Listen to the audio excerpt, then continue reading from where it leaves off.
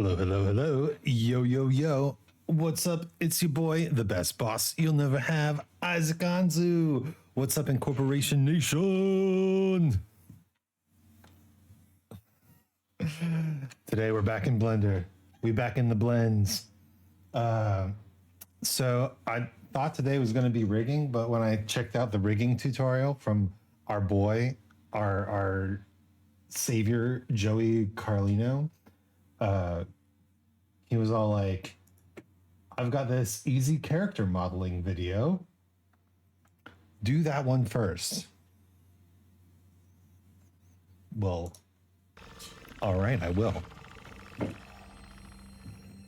In this one, we'll be modeling a completed character from scratch. A It might look complete complicated, character. but this is actually a really simple character, and if you're familiar with the basics, you'll be fine. This is going to be similar to my video about making characters with the skin modifier, except we'll take it a little further by adding a face, some clothing, and materials. I'm going to be using a color palette that I made, and if you want that for free, you can get it on Gumroad along with some other free stuff. I also have some paid products over there like lightning models, the paint filter, ASCII generator, and glitch effect. Links are always in the description. Alright, here's a quick summary of the steps we'll be taking. Let's listen. I've learned this guy knows what he's talking about. So let's go to his Gumroad, find Joey's color palettes. Wow. Add to cart. Yeah, name a fair price. He said it's free. So that's what I pay. Checkout.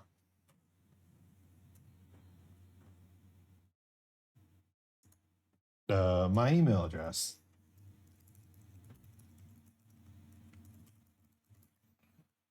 Get it. Select all bridges. Is that a bridge?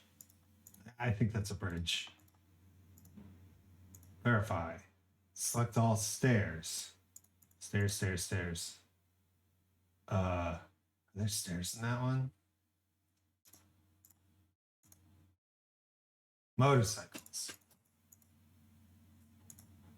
I guess I shouldn't get too fancy with this. Which one's he using?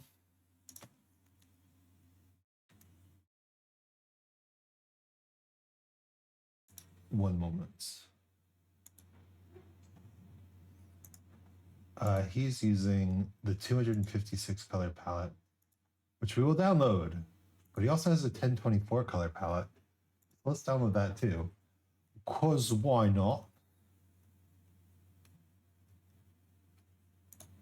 So first we'll start by bringing any reference images into Blender and setting them up for a front and side view. This step is optional.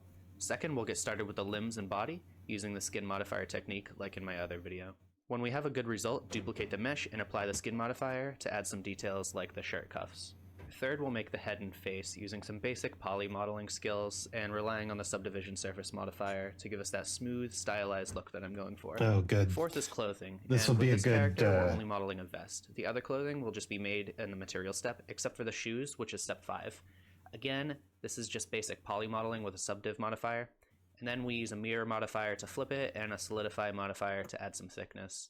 And 6, our last step, is bringing our color palette into the UV editor and assigning colors to our character. I basically UV unwrap anything made with the skin modifier, and then assigning colors is as easy as selecting faces and positioning them. This will be good. Don't This worry is if good. you haven't unwrapped models before, we'll go through it.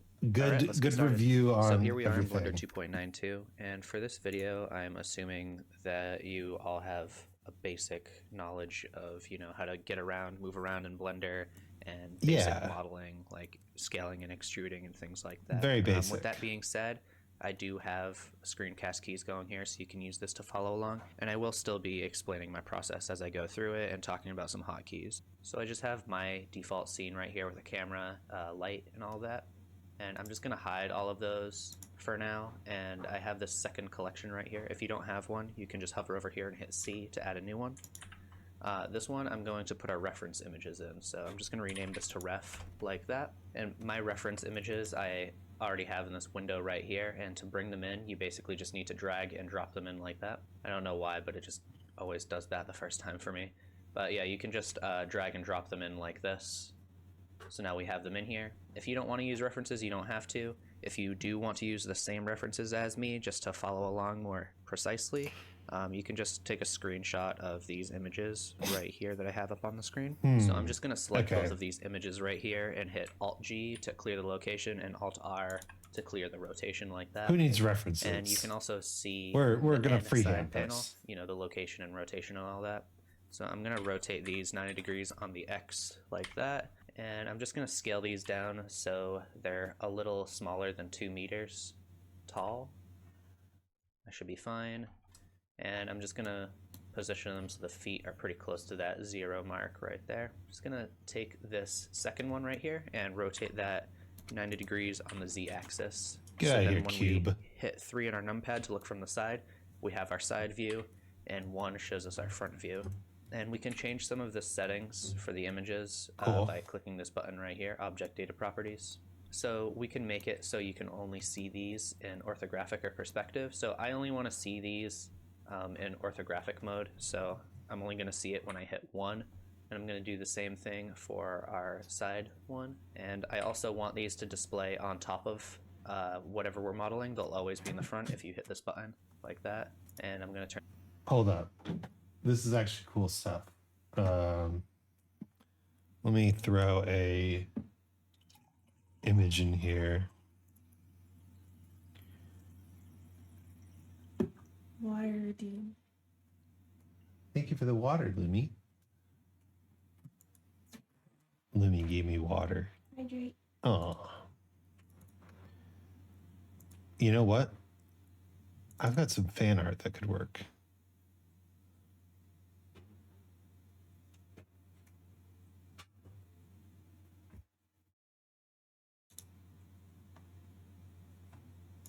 Hydrate. Drag you in. Look at this little guy. I've been told to hydrate.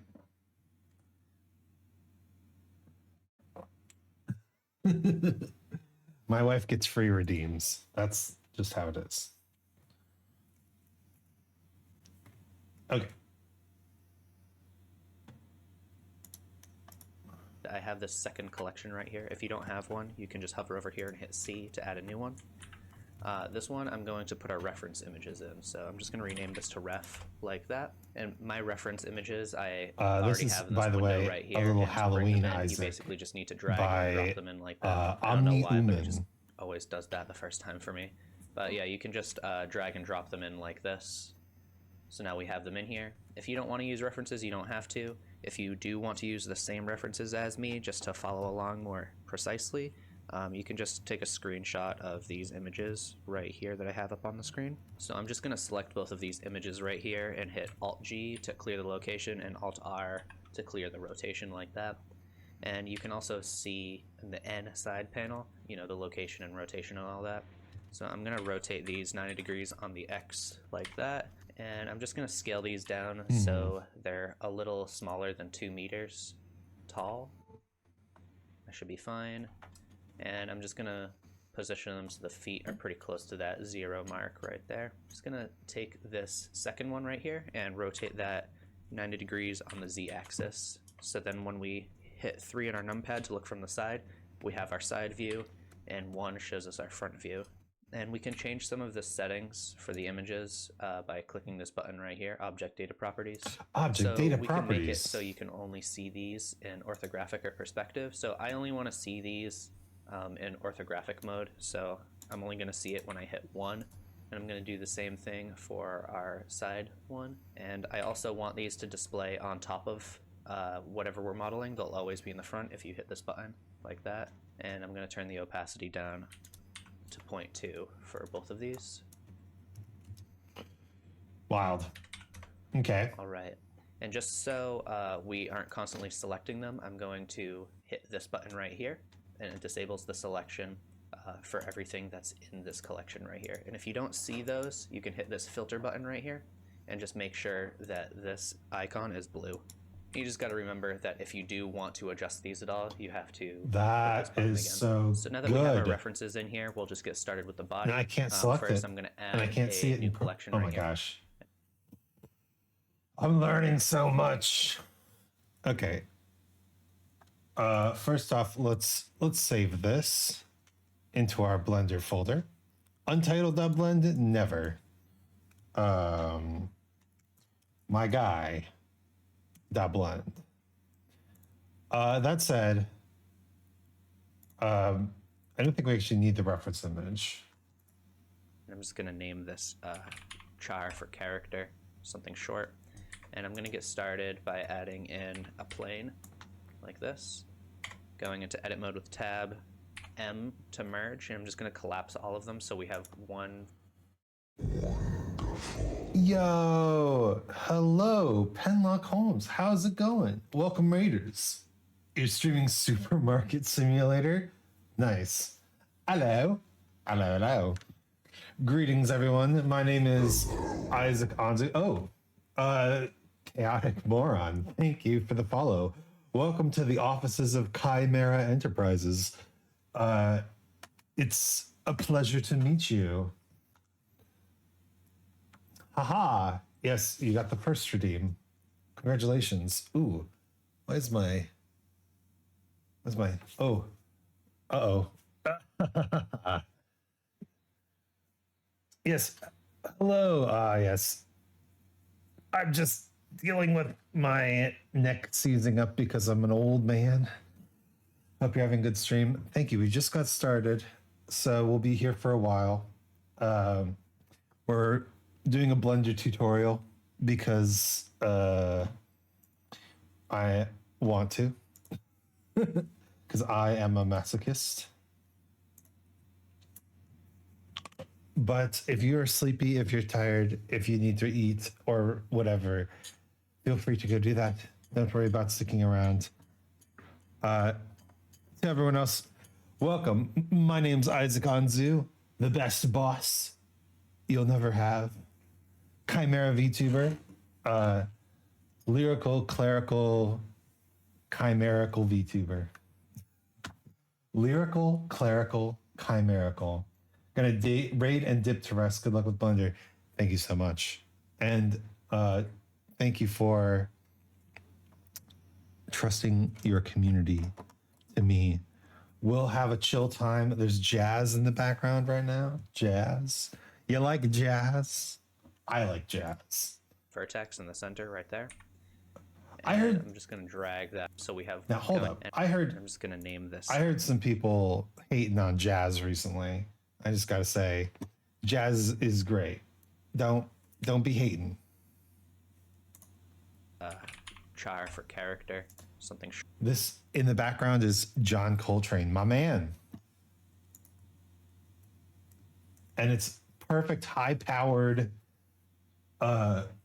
productivity music for a high-powered business chimera like myself. Short. And I'm going to get started by adding in a plane like this.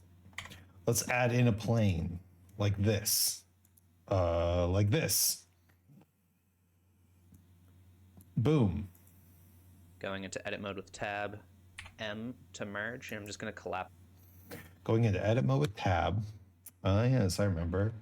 M to merge, collapse. All of them so we have one vertex in the center right there. And I'm just going to drag that up right here and start adding our modifiers. So this is going to...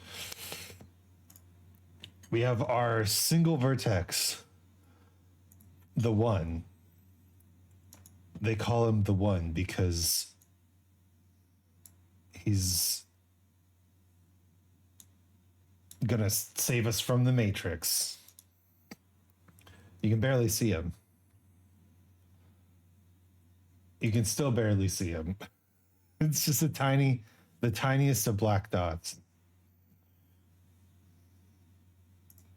Be pretty similar to the other video I made about modeling with a skin modifier. So first I'm going to add the mirror modifier, and then the skin modifier, and then the subdivision surface like that. First the mirror, then the skin, then the subdivision surface. And you're going to want to make sure that you're in vertex select right here so you can select everything properly. Hold up. Accidentally double clicked. Went into full screen mode. Didn't mean to. And it's also helpful to go into X-ray mode for this. You can either click this button right here or hit Alt-Z like that. I hit Alt-Z, so I may select my vertex.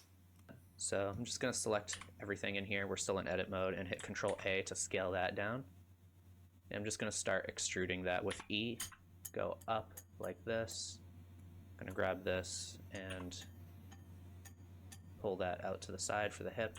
And just try to match our reference pretty closely like this. You can see that there's a circle, a very faint circle right here, and that's our root.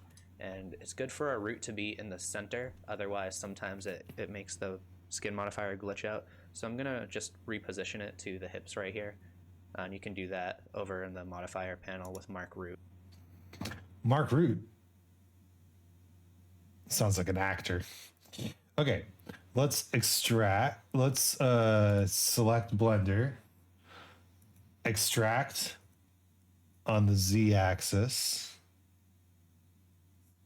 Oh wait, we want to scale thing.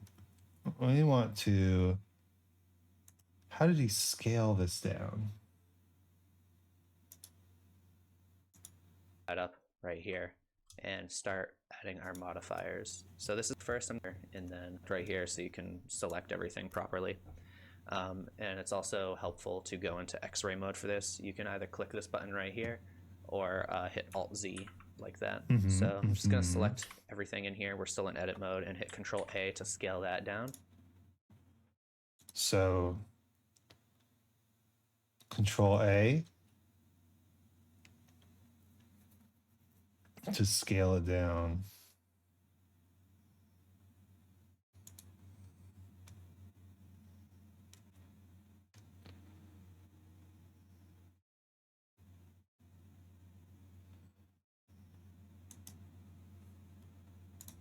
How does that work?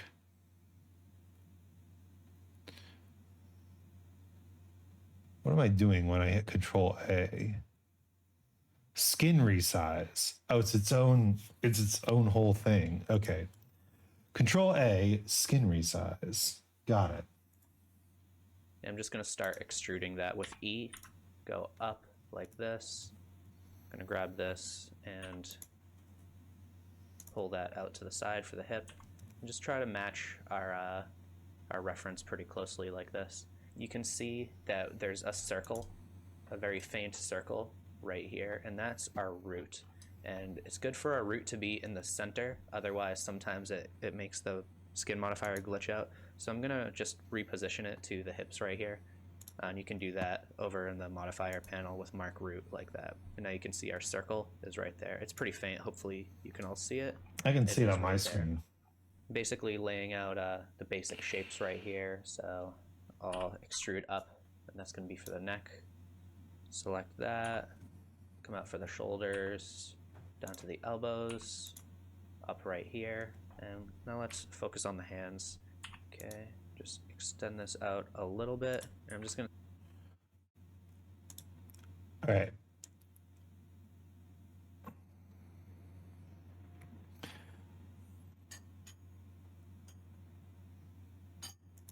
How's that look?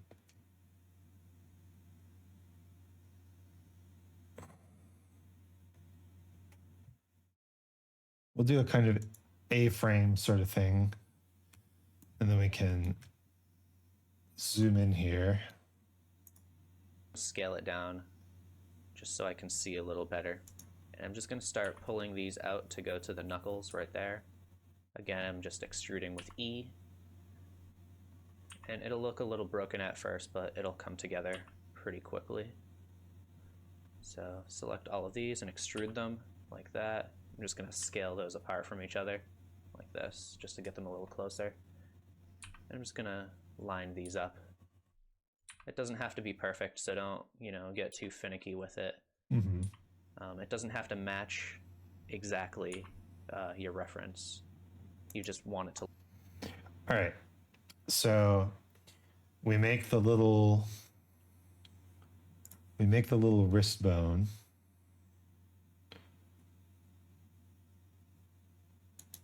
And then Control A to scale down the skin. Okay. Extrude. How many knuckles? 4? Let's just do 4. 1, 2, 3, 4, and a thumb. Then we take these, extrude them out here. Take this, extrude it out here. And they say hands are hard. Good. You want the final result to look good. So now that we have all the fingertips where we want, I'm just going to select this one they're all stemming from and just scale that up with Control A, just all the way. And eventually it should snap together like this. And if it's not really looking good, you might have to take this and move it around until it looks all right. And I'll just go. Okay.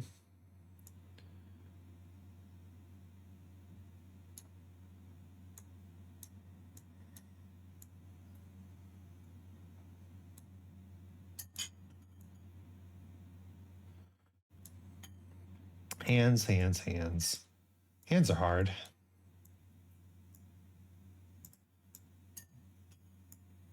But it's no problem. For me, Isaac Anzu. Ahaha. Look, it's a perfect hand. Not quite, huh?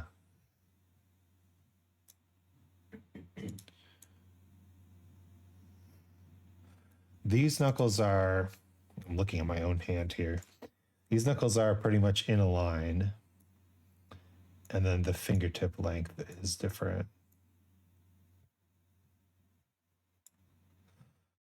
I mean, you couldn't call it not a hand, right? It's kind of an AI generated hand, huh? I'm not an AI, I promise. I did a captcha on stream just a few minutes ago. I swear.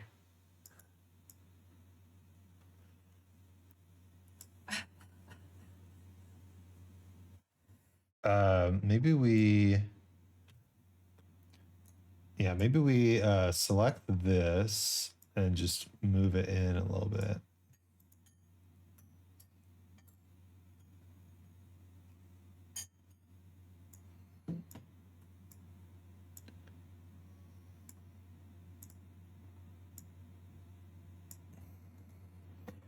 It's a hand. Is it even the right? It's a forward-facing hand, I guess. Right.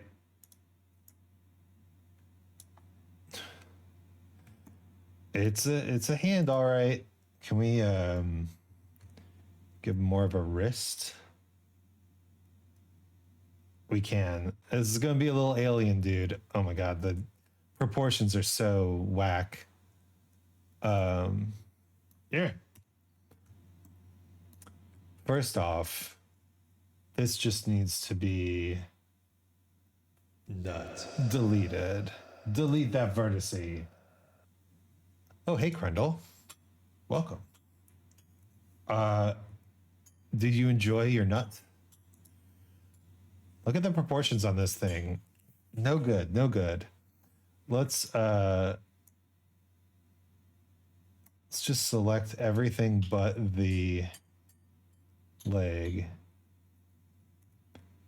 Make him taller. Haven't used that one in a while. Let's go.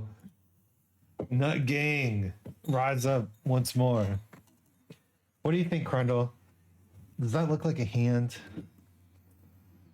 Is this hand enough for you? Is this handy enough?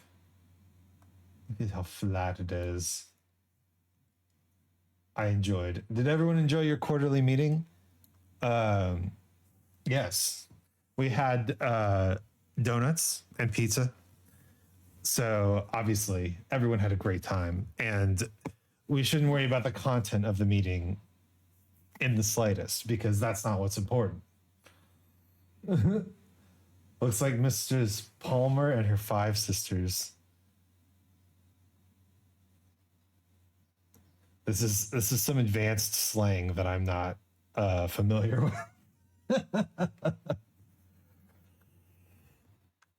But this is a recognizable shape. Look at this. Look at this shape. You can tell that this is it's a character. Go through here and maybe move this around slightly. I can scale this down just to get a more defined wrist. Oh, that's and if what you I hit did. G twice, you can slide like that, and it, you don't have to worry about it moving all around. Oh, I forgot about the G twice. GG. GG. Yeah, there we go. It's a smart ass answer when you're spending the night with a real person. I see.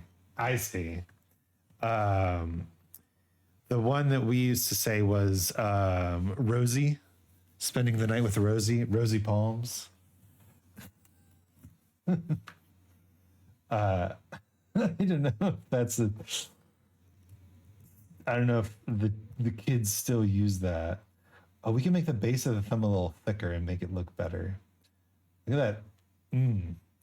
Thick ass thumb. Funny enough, when I was I like that, I'm stealing it. Good. We must share our collective memory. When I was in college, there was this dude who played the upright bass, and the upright bass requires you to use your fingers, right? And this dude could flex his thumb muscle and make it just bulge like a little cannonball. And I'm like, what the hell is this? Who even like trains that muscle? But I guess if you're a bass player, it's what you do. It's what you do all day, every day. This needs to move in, doesn't it? It's looking more and more hand-like with every second.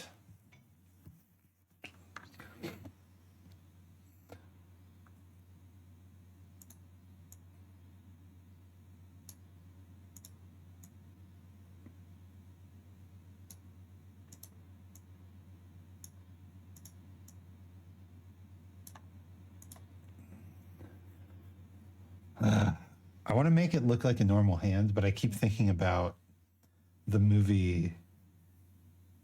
What was that movie called? Had Jack Black in it, and is a rom-com where Tony Robbins gives him the ability to see like the inner beauty of people because he's so focused on external beauty. Oh God, I'm gonna Jack Black rom-com. Not The Holiday. Shallow Hal. Gwyneth Paltrow.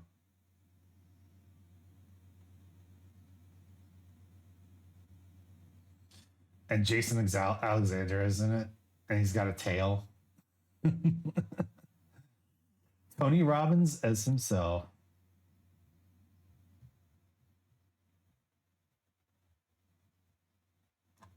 Man, can't we have can we have just one like celebrity who's not just a total asshole?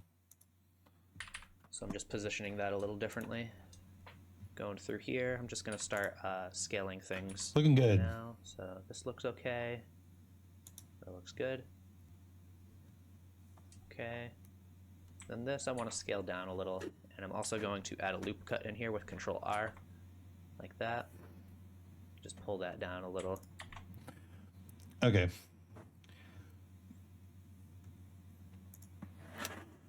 Let's start scaling.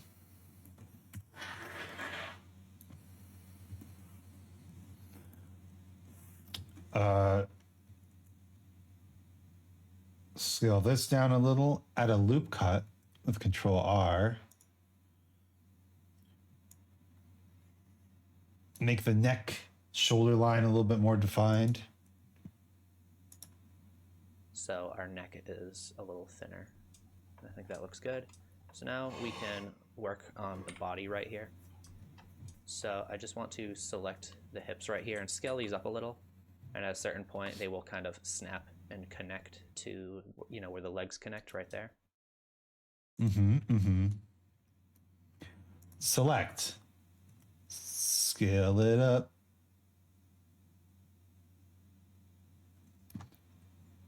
Hello. There we go.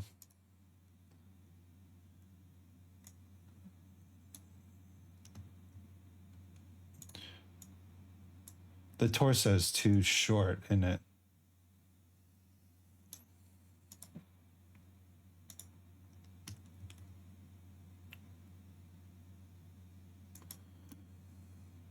It's just a little guy.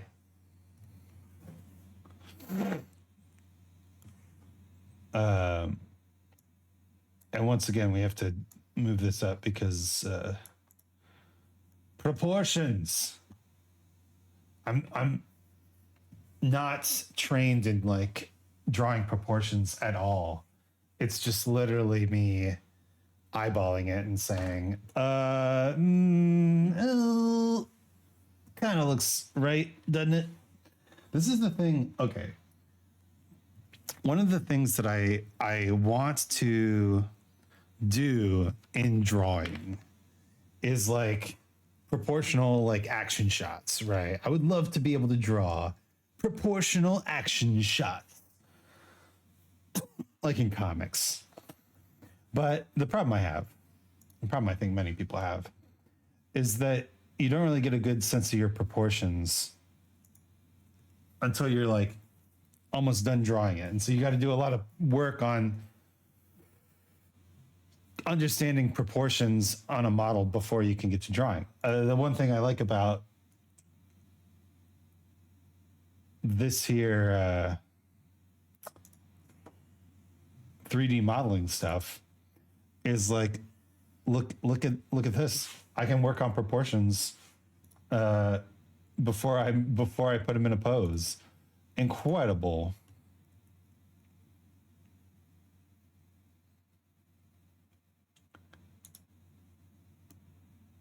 Yeah, that's good.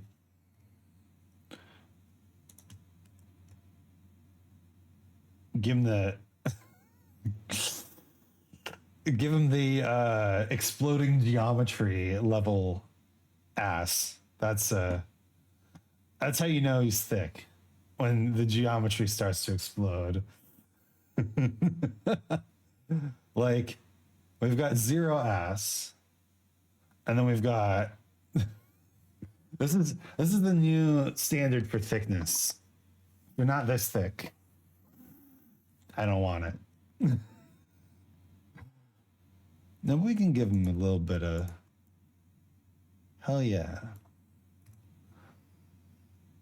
The arms are a little too skinny in that regard, but maybe that's funny. Right? I've been thinking about this post I saw that's like, what's Bugs Bunny's gender? Whatever makes the joke land, right? Maybe the answer is whatever makes the joke land. Have you ever dated a woman with thick shoulders? Thick ass shoulders. The tesseract of asses. It's an ass so complex that it transcends space-time. It's not just an asshole, it's a wormhole. And to define the shape a little more, we can add some loop cuts like that. Loop cuts! Of course. Some would say it's a mighty fine ass. Well, they'd be right. So now we can use this to. There we go. The ideal form. All of your food and drink must pass through this infinitesimally small funnel. That is the ideal form. Obviously. Obviously not. Looking a little better. Ass man coming out. I'll stop. Listen. I don't understand. I don't get it. But I'm not about to stop you. We should probably add a loop cut for the knee, right? Let's add that. Wait.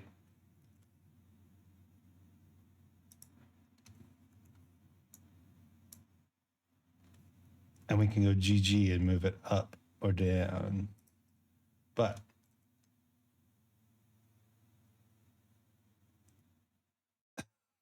now this is just some parachute pants, really.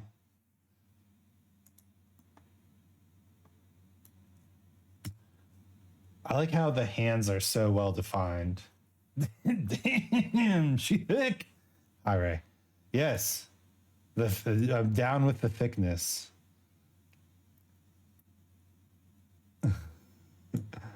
Let's move these in a bit.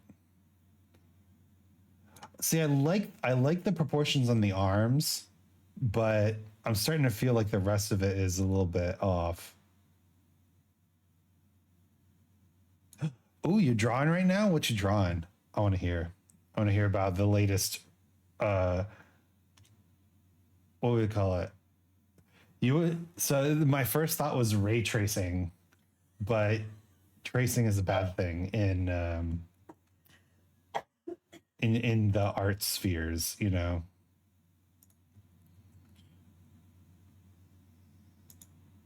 This seems more reasonable. Let's just move everything but the bottom up.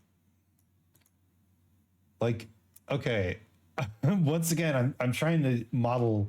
I'm trying to model based on where the arms are feeling, and this feels the best so far.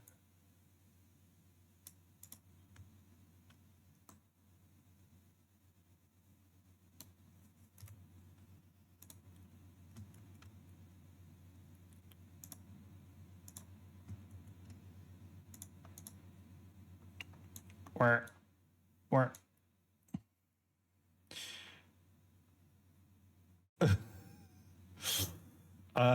when she got the power pose going on.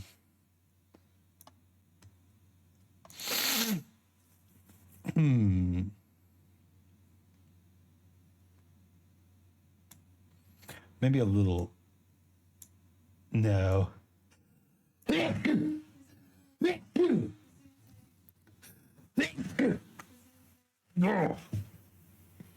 Excuse me.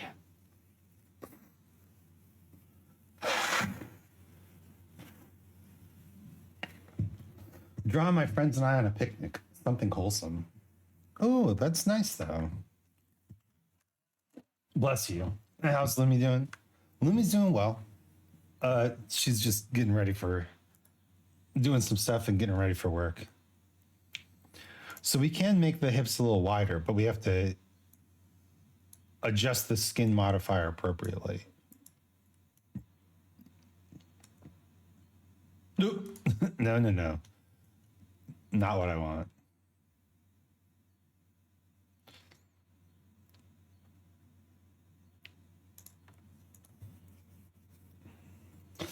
Definitely a more feminine hip.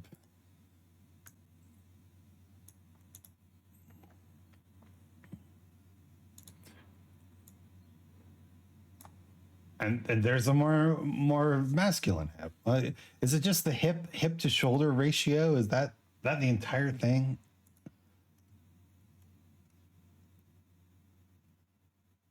Powerful waist.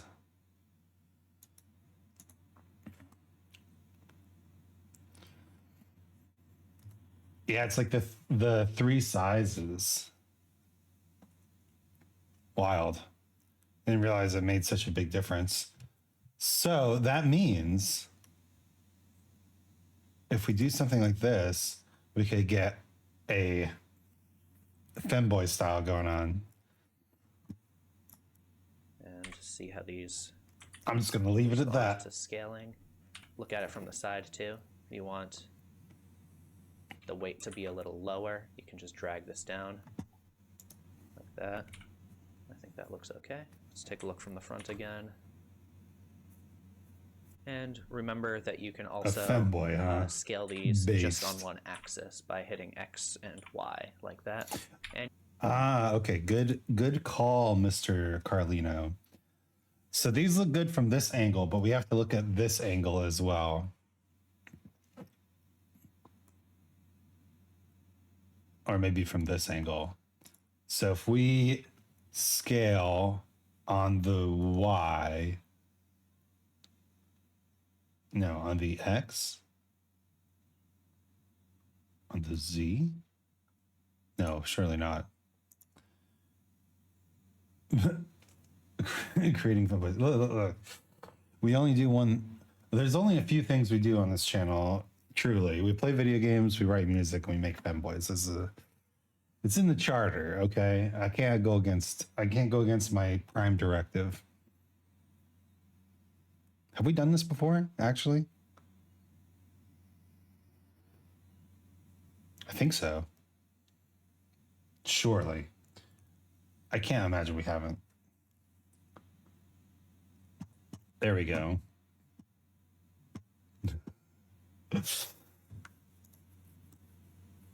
She got that. Weirdly, it still looks normal from the front. She got that torpedo vibe.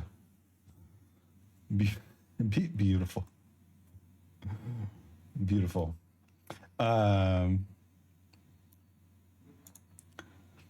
What we can do, though, is let's scale the shoulders. That's all right. Yeah. Scale the scale the shoulder. Scale the shoulders.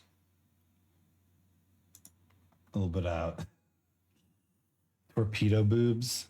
I think that's an old person thing, isn't it? You got them torpedo tits.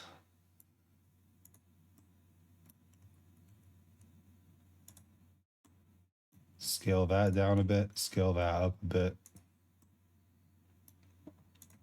This we scale in. See, no. Scale maybe on the Y. In. Looks the same there. Looks better there. Yeah. Today I played a bit of Minecraft and vibed with friends. Sounds like a good day. I've got some hangout with a friend planned later day.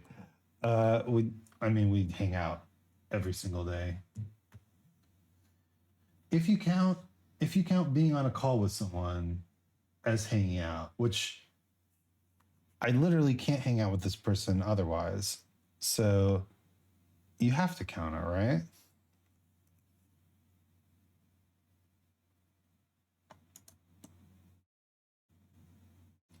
You vibed with them at Gardic Phone. Ooh. Okay, I feel like the hand is a little bit too long.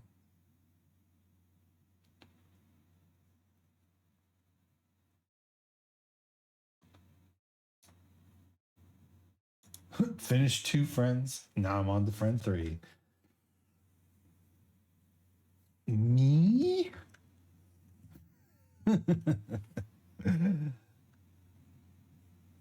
Wait, did I just...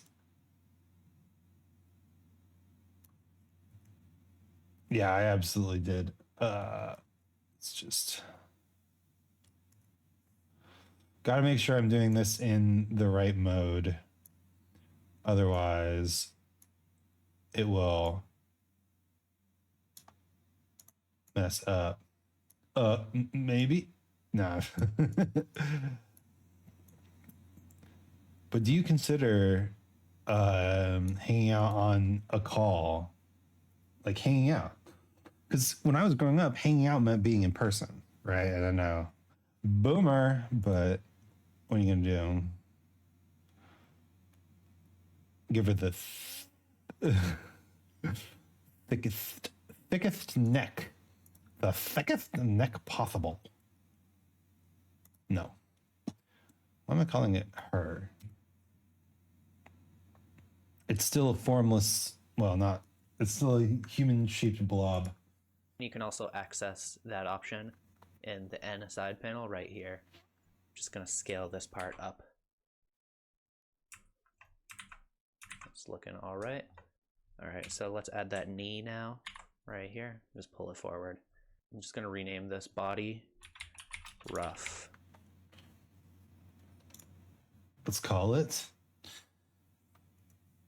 body rough.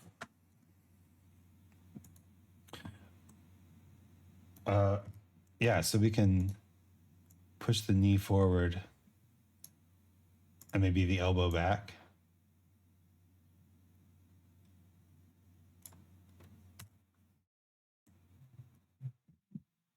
Well, that makes a big difference. The knees slightly forward, the elbow slightly back makes a huge difference. Meanings change and evolve, and hanging out with internet friends evolved its definition. True. I mean, like, I would literally not be able to hang out with my friend if you didn't count internet. But back in the day, it would be considered a call, right? Not a hangout, but a call. And I don't like calling people. So this is like the rough draft of our body, basically. And when you have this the way you want it, you can just Shift D to duplicate like this. And I'm just going to hide the first one like that and rename this just body. Okay. I don't know what he's up to here. Let's select.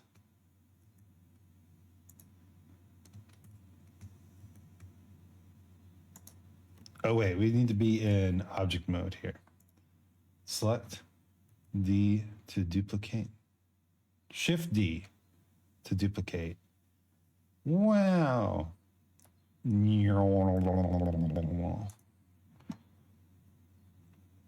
Hide the original. And name this one just body.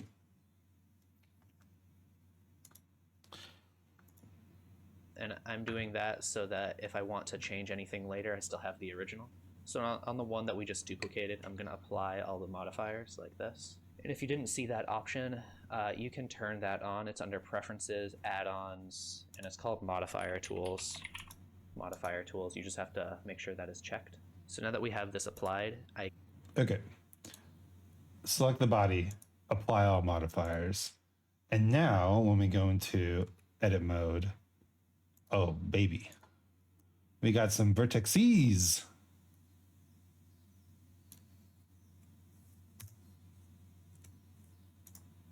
can add in another subdivision surface modifier to smooth it out. Add in another subdivision surface modifier to smooth it out. And I'm going to come in here and just delete half of these. I'm just going to delete this half right there, hit X, and we're going to add the mirror modifier back in. I'm just going to make sure that's up top right there so that we don't get any weird seams like that. So now that we have that going. Okay, sure.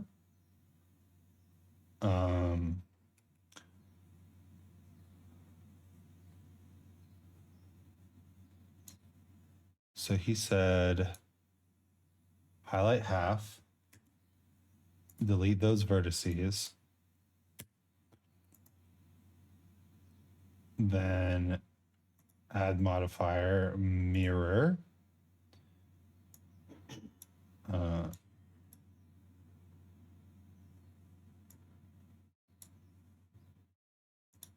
drag it up.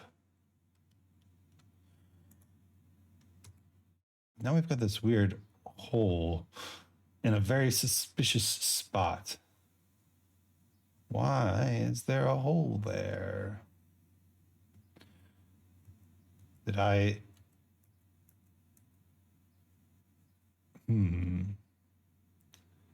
Well, there is indeed a hole. So maybe what I need to do is go into plane mode. Select this plane and subdivide it? No. Poke faces? That looks better. And then we go to this plane and poke faces. So now we have a direct line running down the entire thing. We can go back to vertex select mode. Truly select only the left side vertices. Delete them. Yes, our bean shape is... And now we add the mirror modifier above the subdivision modifier. I am going to come in here and I'm just going to extrude a little spot right here like this. I'm in face select mode for this, and to select that loop all the way around, I hit Alt and left click right here. I remember that. So in face select mode, which looks like he is no longer in X-ray mode either. Look at this weird hand geometry. I'm not thinking about it too much, but it's quite the strange geometry. So we just alt select this, and then isn't it shrink fatten, right? Alt S. No, maybe not. And this doesn't have to be exactly lined up, so don't worry too much about that. I'm going to hit Alt-E to extrude, and I'm going to... He's just extruding. He's not fattening. Extrude faces along normals. There we go. Choose extrude faces along normals like that, and just pull that out slightly. And you can see this is pretty smooth right here. And so we could add a loop cut like this and pull it down, but instead of adding more geometry like that, what I like to do is just select this loop right here, again with Alt and left click. And in the N side panel, you can turn up mean crease, and that will tell the subdivision surface modifier that this part should be sharp. All right, and we have some cuffs, so it looks a little more like a shirt now. All right, so next we're going to work. And then in the N side panel. Oh, no, not that. Turn the mean crease all the way up. And now it looks like it should. A little shirt sleeve. Just want to do an extrude and give them the mega morning wood.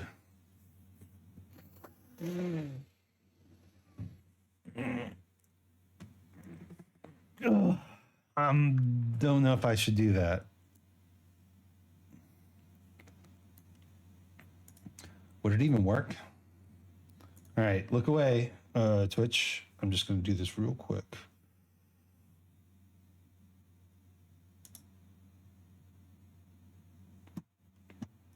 Incredible. On the head and the face. So for this, I am going to add in another cube right here. Okay, add in another cube, and of course we do that in object mode. And just gonna hit Control-4 to add a subdivision surface modifier like that. And I'm just gonna scale that down and move it up and into position. So when you get it where you want it, just Control A and apply the scale. All right, so just tab into edit mode now, and I'm just gonna start adding. Hear the balloon stretching sound effect. Like, look at this. Look at this perfectly spherical head.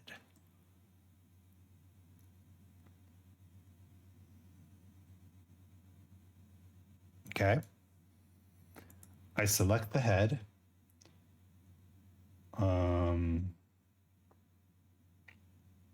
Alt A, no. Control A, apply. Apply the scale. Some loop cuts like this, shaping this out. So 3 to face select. I'm going to select that top, scale it in a little. I'm just trying to get close to our reference right there. I remember doing this. Dame tu cosita. Well, so the goal of today is to get to the rigging, right? But we're not there yet. We're not there yet, Ray. You have to wait.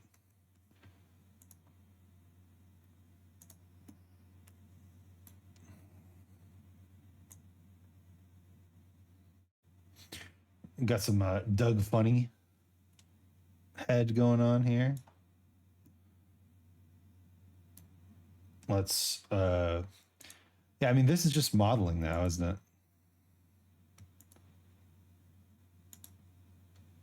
It's not selecting all the edges like I'd like it to.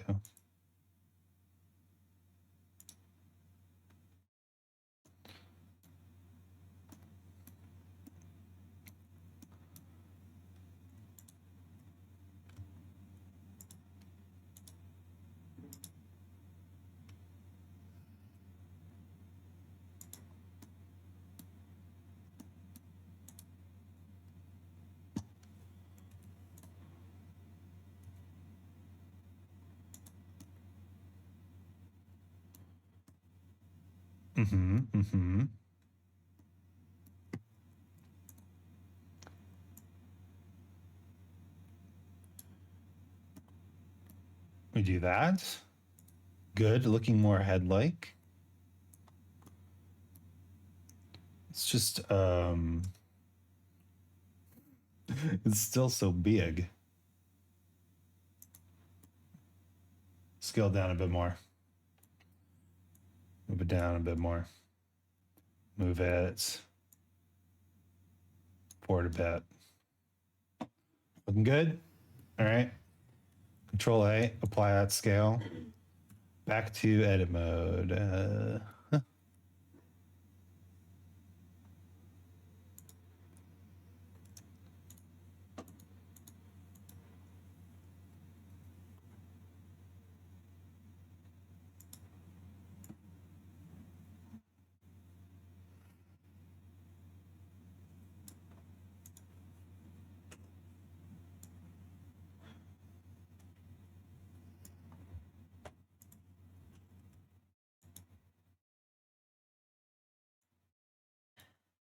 What do you think? Looks good? Looks good? Maybe still a little wide. That's okay. So what we can do is we can select this. Pointy chin, not pointy chin. It kind of looks like a fly eating. Nom nom nom nom nom nom nom nom nom nom nom.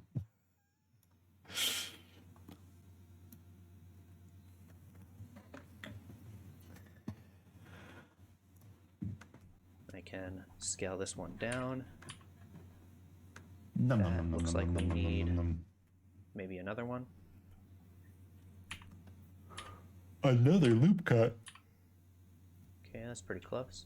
So one thing I want to be looking at is the position of the mouth in our reference right here. So when I turn the subdivision surface modifier down to about 1, I want the mouth to line up with some of these faces.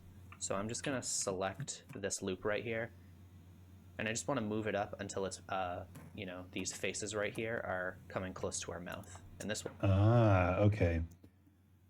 So when you turn down the subdivision modifier, you want the mouth to be reflected properly.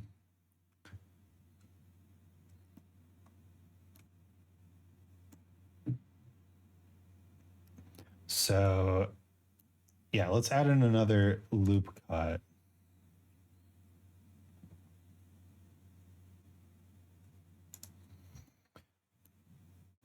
Mouth, eyes, nose.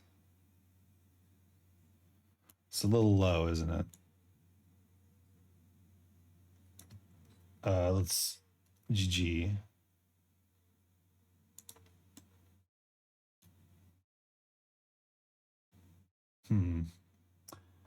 Mouth, eyes.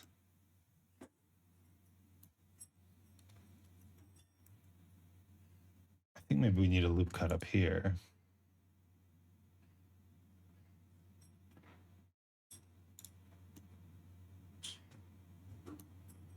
Mouth, eyes. Trying to picture it in my head.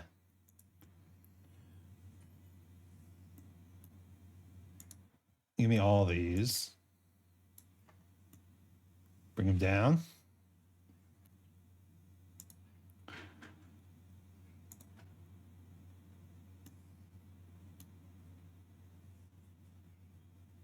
Yeah, well, that's pretty good. I think we can just a tiny bit.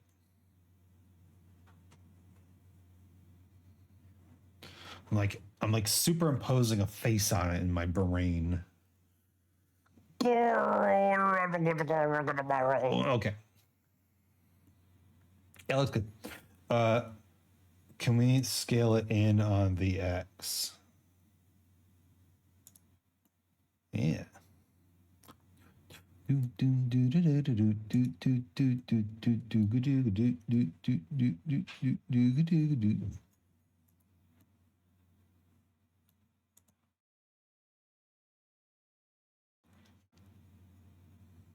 How's that look? Look good?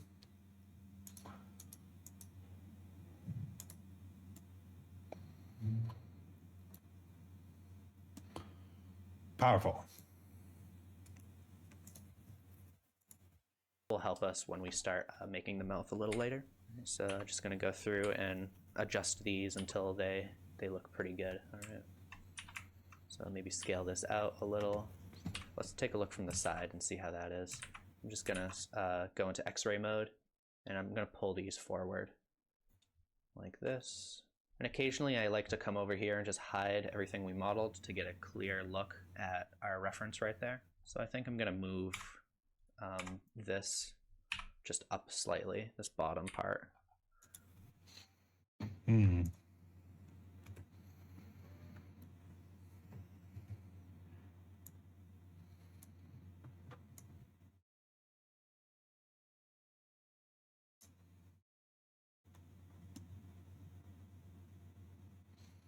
Oh, I'm not in X-ray mode.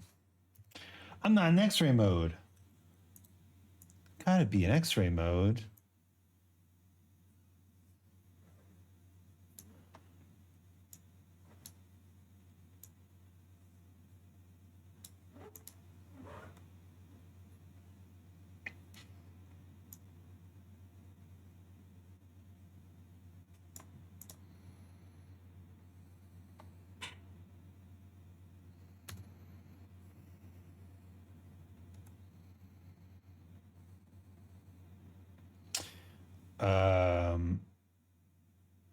I need this around the x-axis.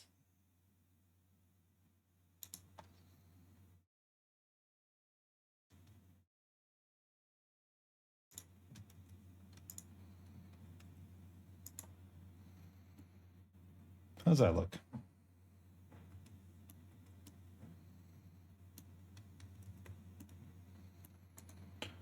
So proper head. Proper head.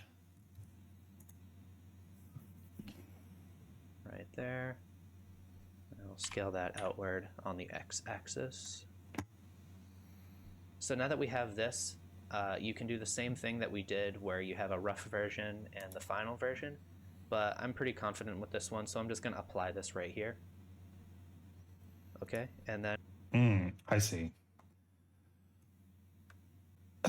So you do it this way so that your modifiers can stay present, right? So I'm not confident. So let's name this head rough.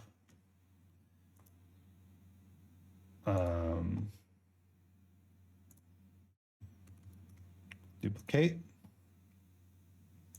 Hide head rough. Call this head. And apply all modifiers. Now if I add another, okay, we can add more subdivision surface modifier. I'm going to once again add another subdivision surface modifier in here. And I'm also going to add a mirror modifier, and that one is just going to go before the subdivision surface like that. And you can see we have a seam in here right now, and that's because we need to go in and just delete half of these like that. Got it. Okay. So we do add another subdivision surface modifier. And then in X-ray mode, just delete, X to delete vertices, our hollow head, and then add that mirror modifier before the subdivision surface modifier. And I try to keep all my mirrored stuff on the same side. So my head is on this side and my body is on this side right now. So now that I did that, we don't have that weird seam, okay? And you can see when I turn this off, these faces are pretty close to just like wrapping neatly around the mouth. And if you need to adjust it, you totally can. I just went into edge select mode, and I'm going to select this edge with Alt and left click. And you can just slide that down with tapping G twice, like that. So I'm just going to move Mouth, these up, eyes, and away from the mouth very slightly. And to make the mouth, you want to go into face select mode with 3, or you can press that button right there. Select this right here. And I'm just going to hit I to inset. And if it goes in the middle right there, you can just hit B for boundary. You can also see that shortcut is up here like that. And I'm just going to bring that down until it's close to where the mouth is opening right there. Like that, okay? And if you want... Okay. So I to inset, B for boundary.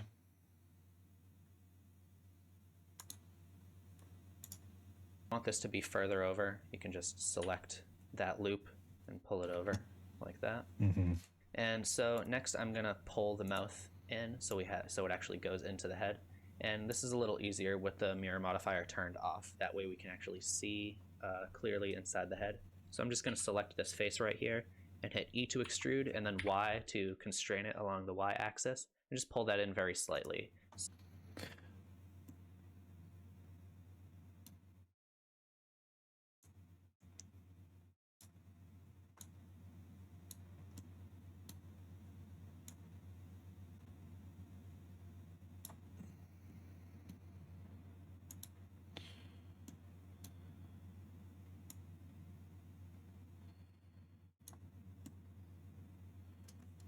Yeah, I don't know about that.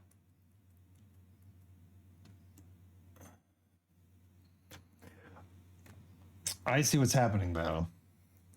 So I need to, instead of doing it on this, I need to move it on the local X.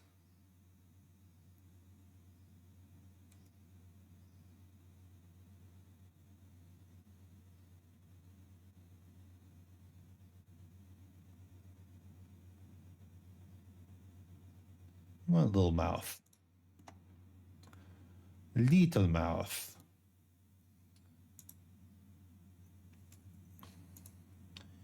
then extrude along the Y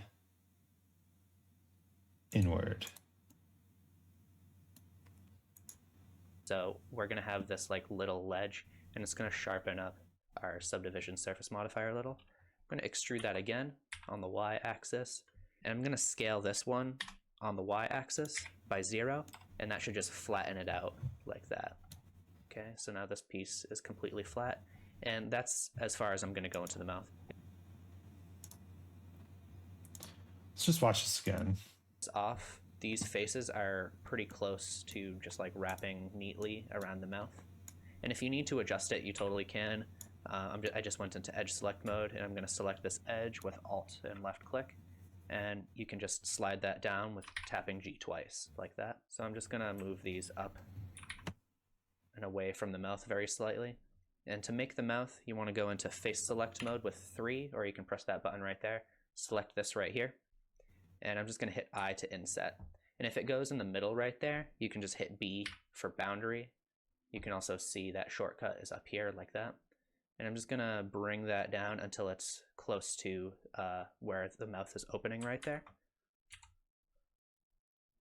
Like that, okay? And if you want this to be further over, you can just select that loop and pull it over like that. And so next I'm going to pull the mouth in so it actually goes into the head. And this is a little easier with the mirror modifier turned off. That way we can actually see clearly inside the head. So I'm just going to select this face right here and hit E to extrude, and then Y to constrain it along the Y axis, and just pull that in very slightly. So we're going to have this like little ledge, and it's going to sharpen up our subdivision surface modifier a little. I'm going to extrude that again on the Y axis, and I'm going to scale this one on the Y axis by 0, and that should just flatten it out like that. Okay, so now this piece is completely flat, and that's as far as I'm going to go into the mouth. If you wanted to, you could extrude this some more and like scale it up and make like actually the inside of the mouth like this. But so next I'm going to pull the mouth in so it actually goes into the head. And this is a little easier with the mirror modifier turned off. That way we can actually see clearly inside the head.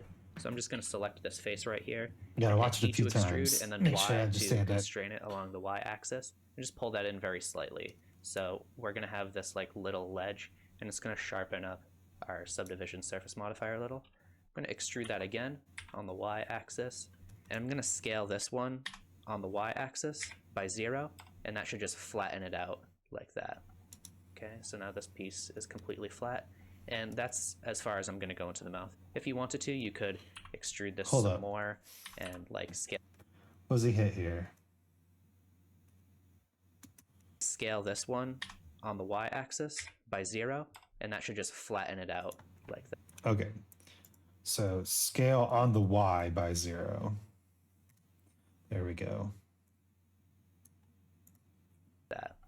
Okay, so now this piece is completely flat, and that's as far as I'm going to go into the mouth. If you wanted to, you could extrude this some more and like scale it up and make like actually the inside of the mouth like this. But let's do that. I'm not going to do that for this one. This one's a pretty simple one.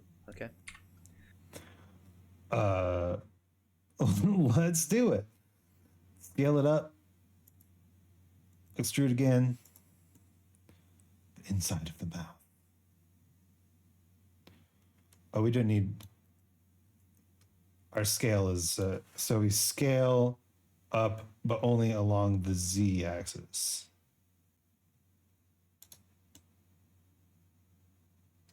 Maybe not that much.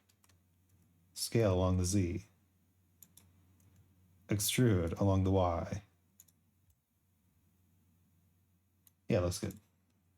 So now when we turn the mirror back on and see what it looks like subdivided, you can see it's pinching in the middle. And that's just because we have these faces that we need to delete like that. So I'm just going to select those and delete the faces, and that should look. Select these faces. Delete faces. Mirror me. Subdivide me.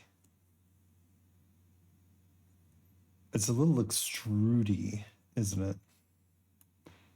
So that means we can... Let's look this. Yes. Okay.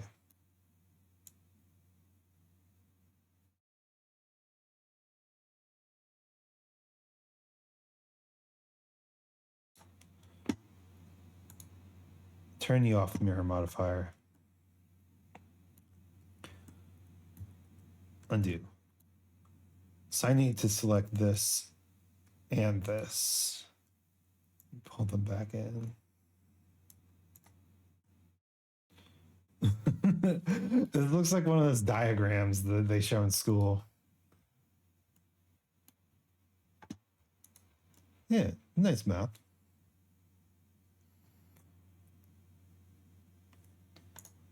Look okay now. But you can see right now our character has lips in the reference, and I want to add those.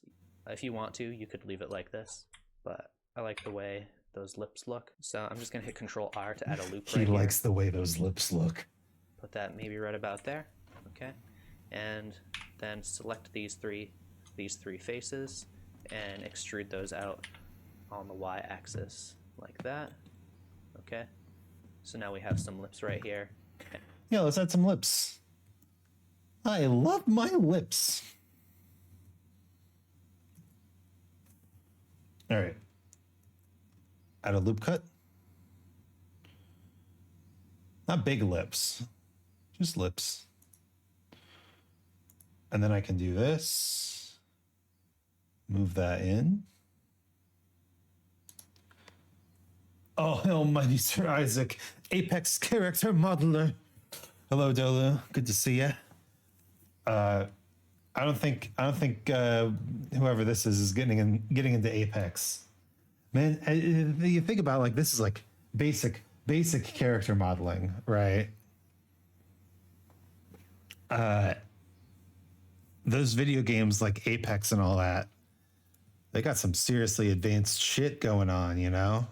Not just character modeling, but like realistic character modeling. Wild. Good to see you too, sir. Always, always. Sorry about yesterday when we had a heartfelt conversation. No need to be sorry, sir. In fact, I'm sad that you would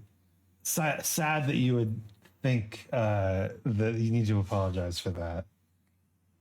Imagine being realistic. Couldn't be me. Okay. Extrude. Wait.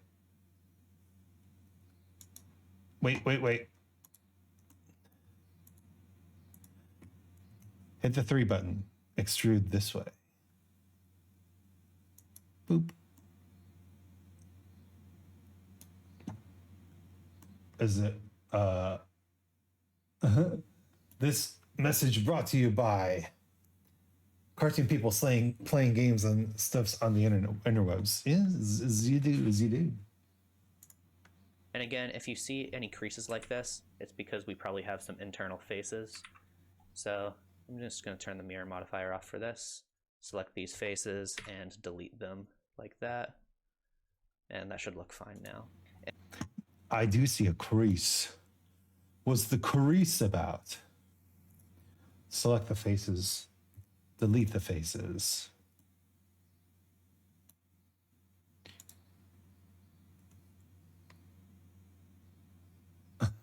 You're close to finishing? Nice. I'm not at all close to finishing.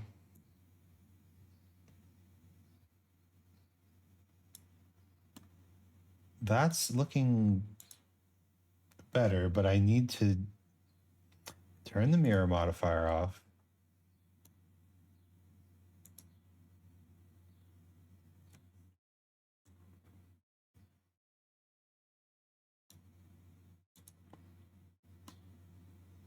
Did I accidentally make a face here?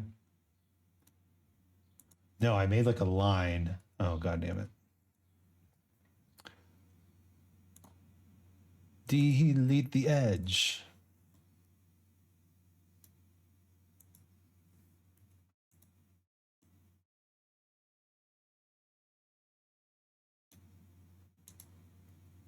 delete the edge.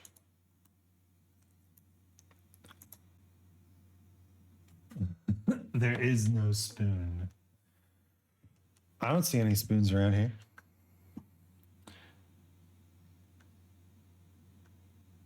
We can travel inside the mouth of our character. There you go.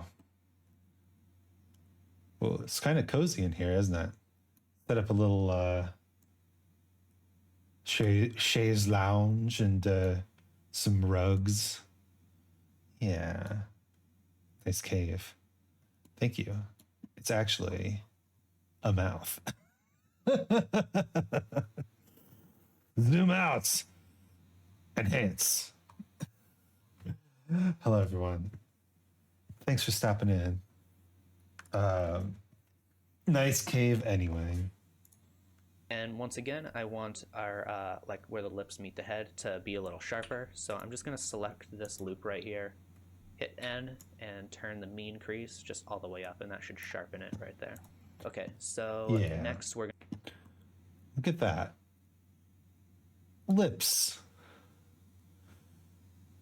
Squeezing lips. I think what I want to do is I want to add one more loop cut here. And then maybe just move this up a bit or down a bit. In a bit. No, that's all right. The lips just look like they're squeezing the entire head in, don't they? Maybe what we need to do is in X-ray mode, just select all that. Just move it in a little bit more.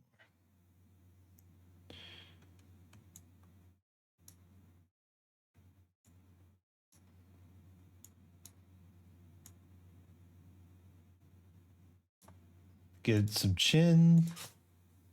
Get some...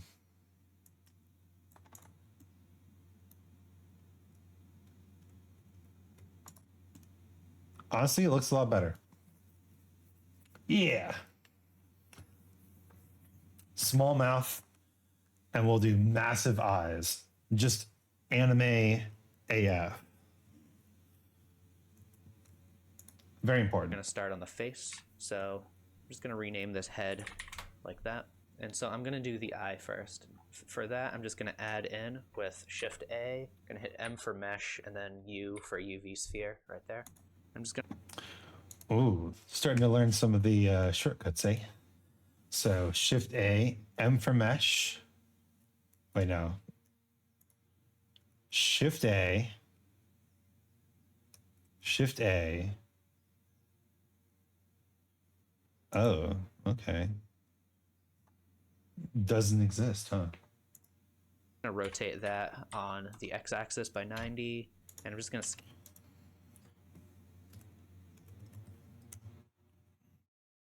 scale that down a little. And to position this, I like to turn snapping on.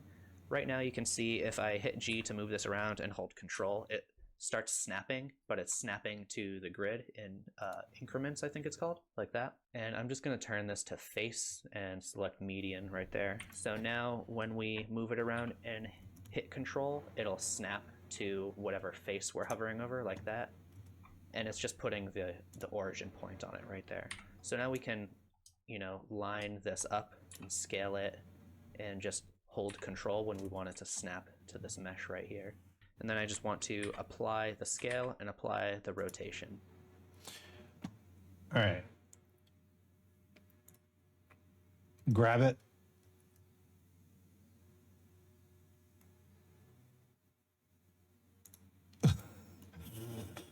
I mean, that is something, isn't it? Bit large, bit large.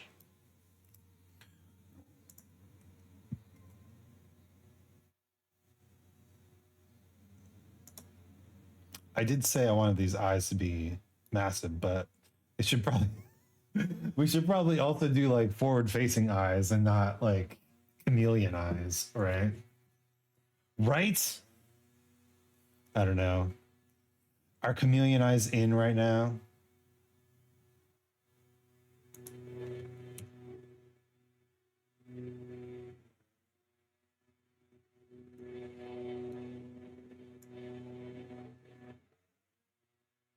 I'd say so, yes.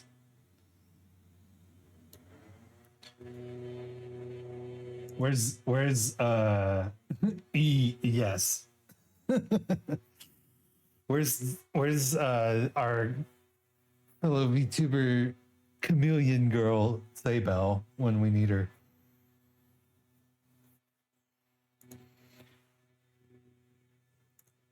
I need to add a mirror modifier right now.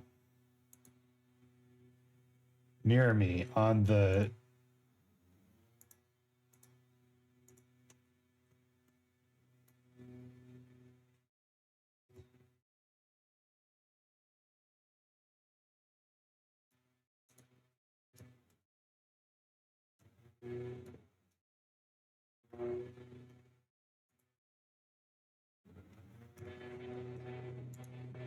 can we just hide this? Okay, there we go.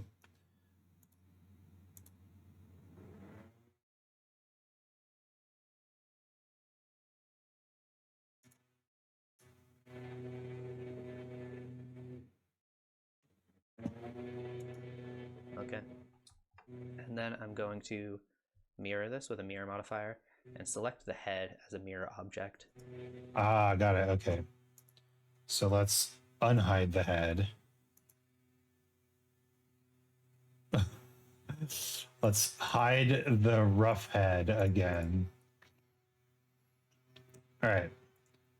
Our mirror object is the head. Oh, it looks a little scary now. I don't know a chameleon VTuber, but I know an iguana girl. Let me show you the adorable Saybell.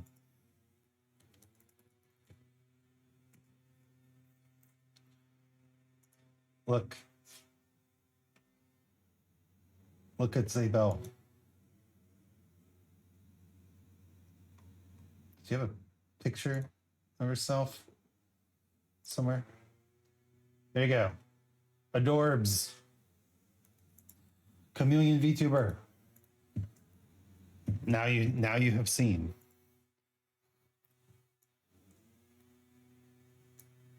Why does this look like Gurr from Invader Zim?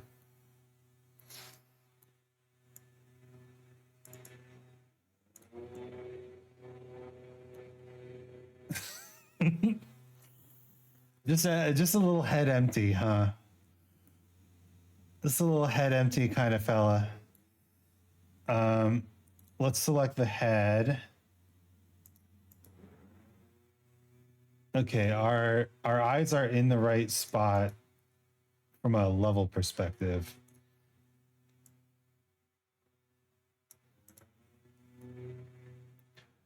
Now it looks like the whatchamacallit, the little sack people from Little Big Planet. Maybe we need to make the eyes slightly smaller.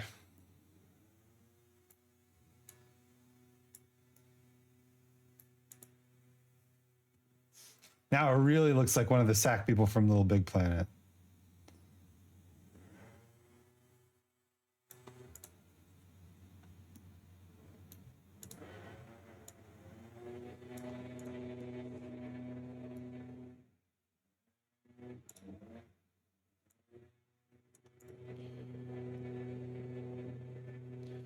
But I don't hate it. Sack man all grown up.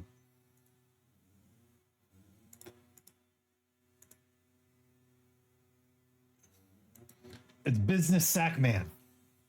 My guy. Business sack boy.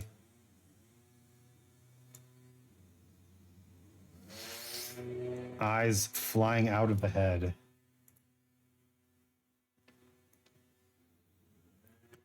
Now, I don't know how to do any of this like sculpting stuff, but I'm told that the sculpting is how you that you actually get things to look like realistic. So we just got to give up on realism right now. Right now, I'm going to hold it in my heart. The dream of realism. It would be nice to have like a super cool, realistic model. And then I'm going to let it go. That dream doesn't matter. I killed it. I killed that dream. Right now, just now, you just watched a dream die. Well, let's watch what he does next. So now it's on the other side of the head. Oh, yeah. Okay. Mirror modifier. Make sure to save occasionally. This is pretty much all we're going to do for the I eye. save I don't need to constantly. model the eye at all. We'll cover putting the pupil there when we get to materials. But I do want an eyelid, so I'm just going to rename this eye real quick, or eyes. I'm going to come in here and select this front point right here and just hit Control plus on the numpad to expand the selection until we're halfway right there. Okay. Into object mode, into vertex mode, select, and then Control plus. And hit Shift D to duplicate like that. And with that still selected, hit P and separate it by selection right there. So now we have two separate objects. Okay. Is that actually halfway? No, it's not. Okay. So Shift D to duplicate. Whoa. And then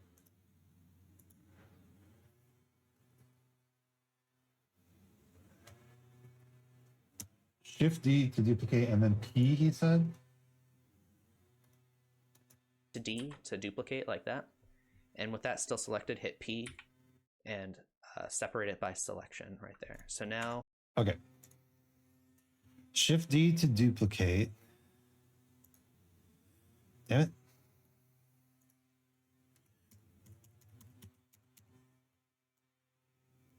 Shift D to duplicate, and with that still selected, P to separate by selection.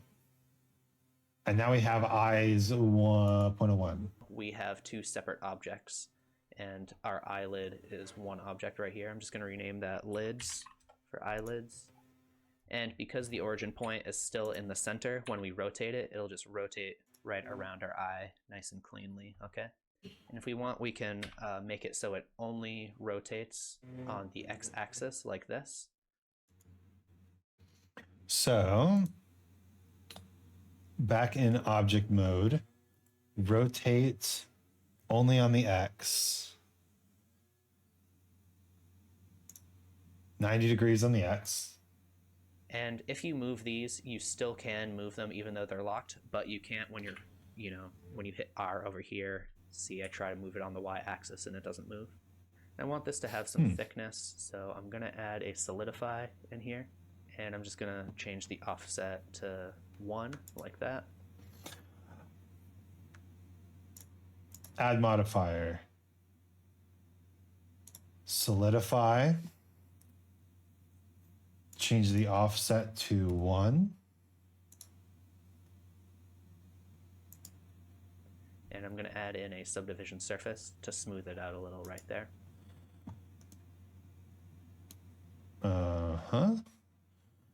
Let's scale it up.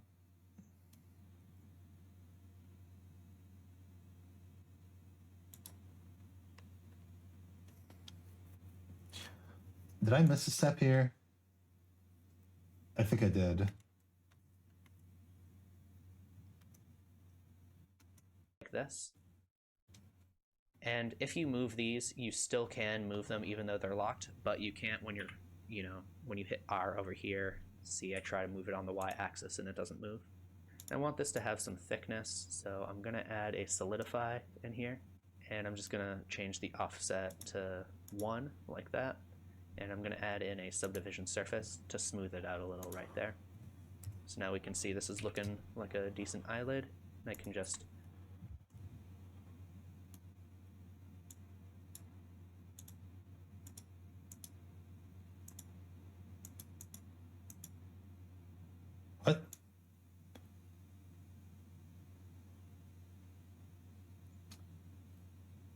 Oh. So this is how you add the thickness.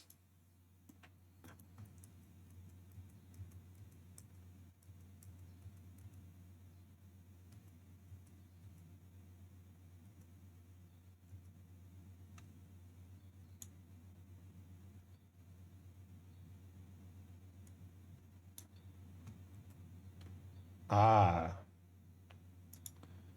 I was adding on to the wrong thing. So you need the eyelids selected. Add the solidify modifier here. Change the offset to 1. Make them thicker. And then add the subdivision surface modifier.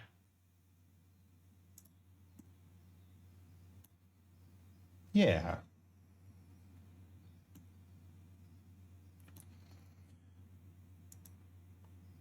And we can lock the rotation.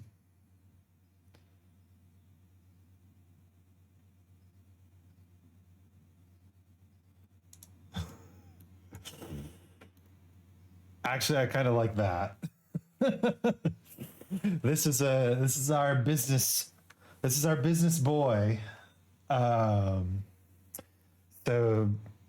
the bags under the eyes are poppable. That's how we doing. Rotate this so it lines up with our reference pretty well. So I'm actually just going to change the offset so it goes into the eye slightly like that. I think that's okay. So now we can focus on the hat right here. So to do that, I'm just going to select our head right here and go into edit mode. I'm going to do a similar thing the way we did with the eyelid. So I'm just going to select this top and...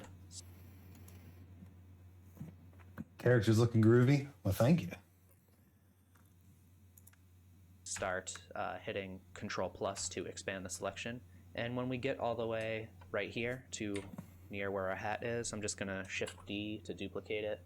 Right click so it stays in the same spot, and then separate with P by selection right there. Okay.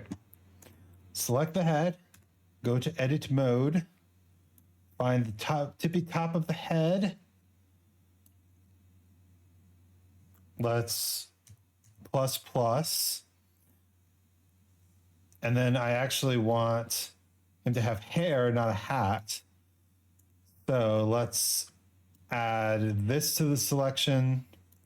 Let's add this to the selection. This is where the ear hole goes. Very important. Does that look like enough hair for a business person? I think so. And so then we Shift duplicate and P, separate by selection. So now we have this thing. It already looks like hair. Incredible.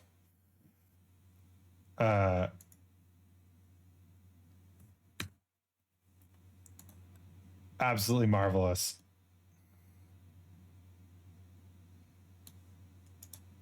And once again, we have this second piece now. I'm going to rename that to hat.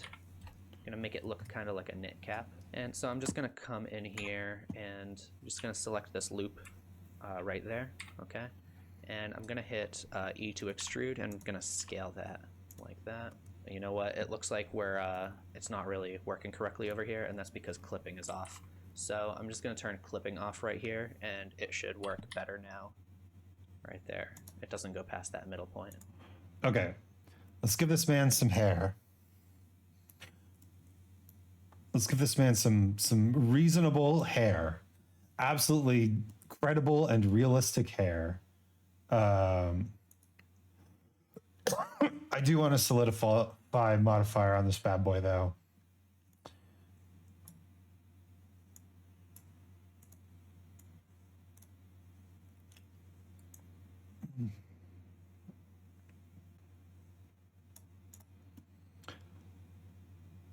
Absolutely realistic, incredible hair. Very good. Very good. Very realistic and totally real hair. All right. So what we can do is we can drag this down and a little in.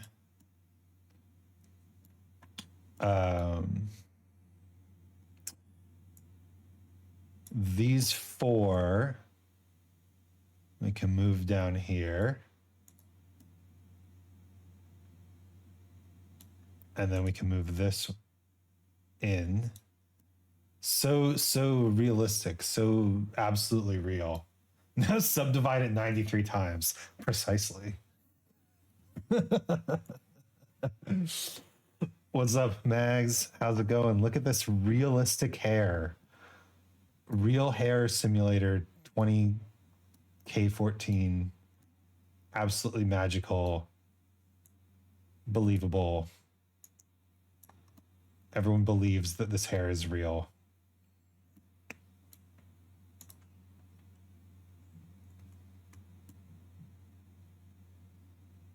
I guess this vertex is still a little too far out.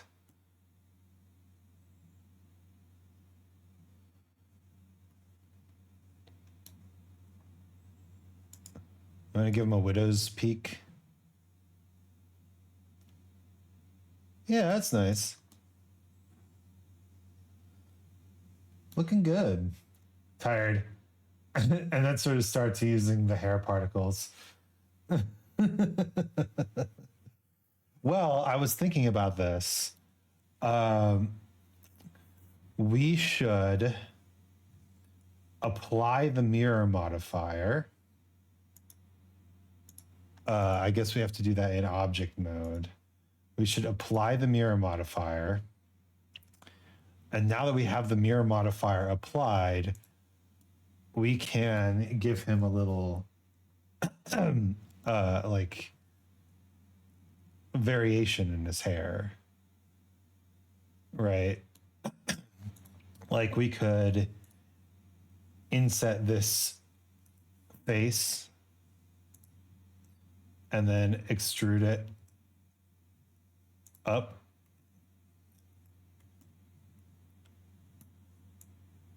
Up.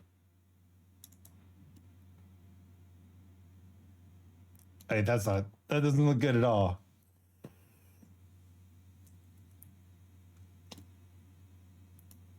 Wait till you get to the shit like making accessories using the lattice modifier to make it snug on the character.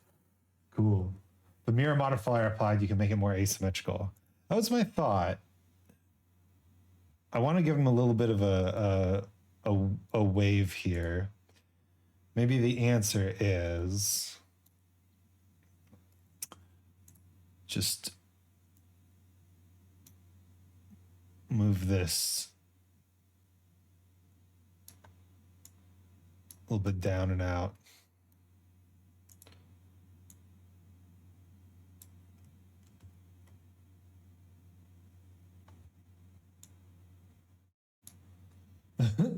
Usually I follow the tutorial through and then I try to do my own things.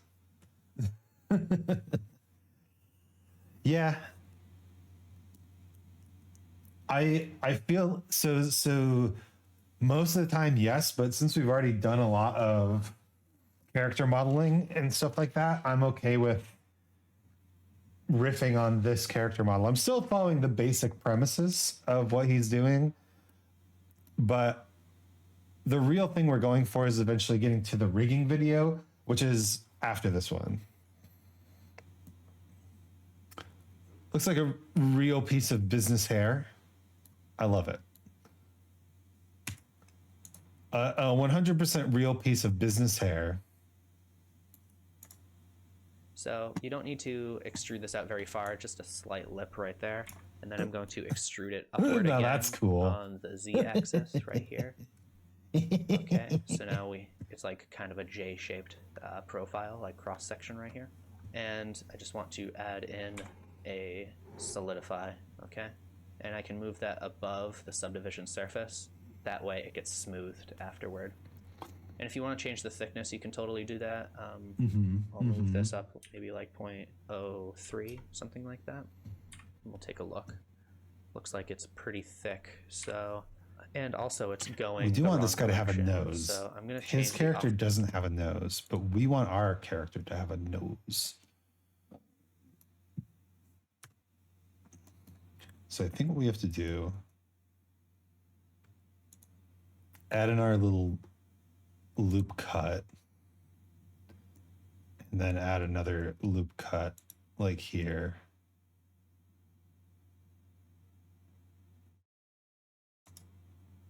Yeah, don't change, stop changing things. Don't go changing things.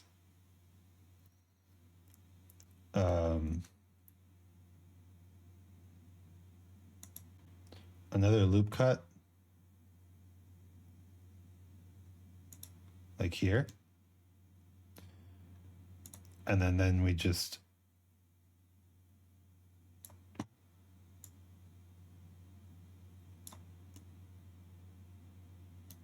like that. And then we take the not the vertex crease up, not the bevel weight. We need to select this and increase the crease all the way. And now it looks like a proper nose.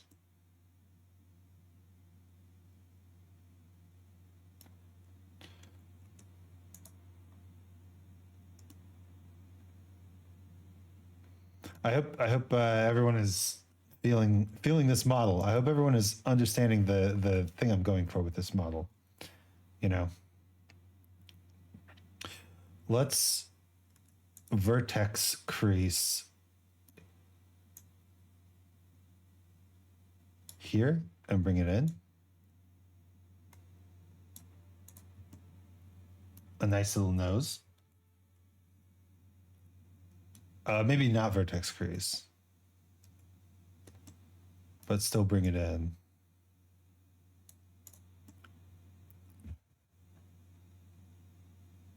Yeah, looking good.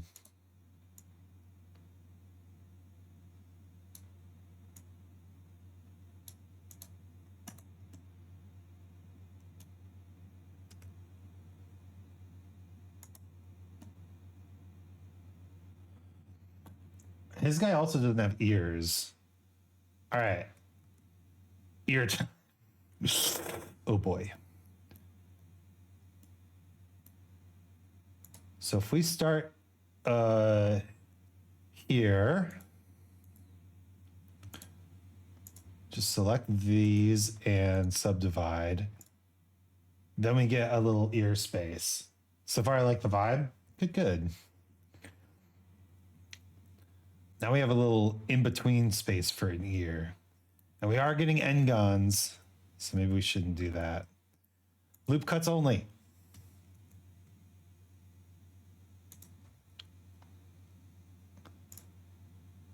Oh, wait. If I do this, Alt, bevel,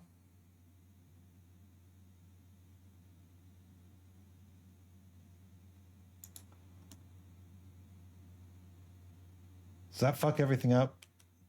Yeah, we're using that for the, so we need loop cuts. I need a loop cut here. I need a loop cut here.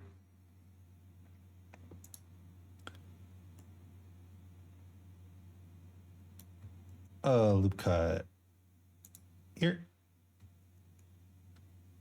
Oh. And a loop cut there.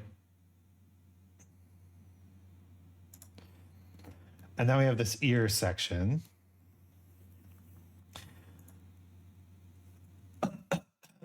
Let's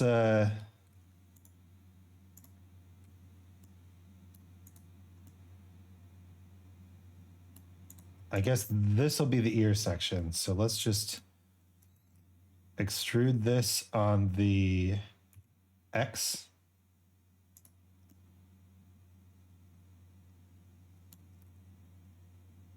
And just Select this.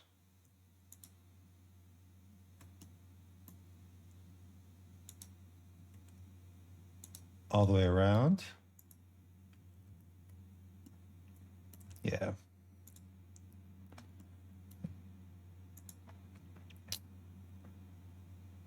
Turn up the mean crease, not all the way.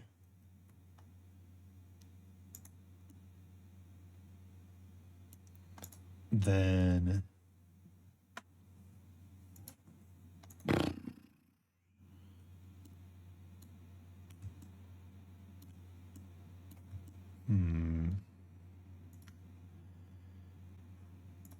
definitely want to inset this face.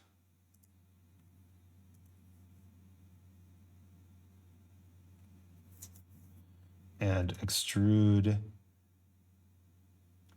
inward.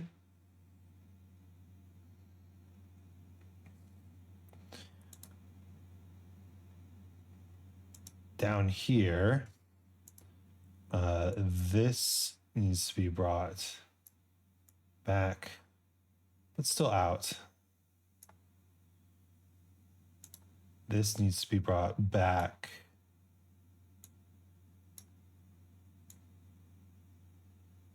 But still out.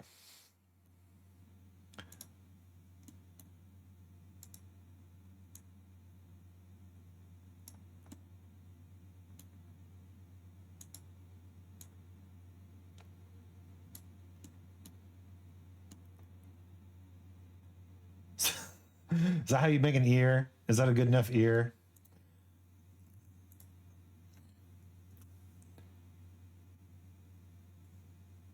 Inset. Extrude along the X.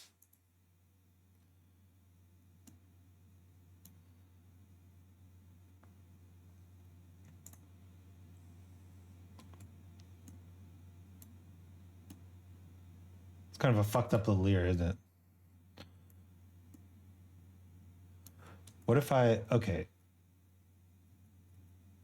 So when I extrude this, what if I extrude these together, right? Do that style. Looks better.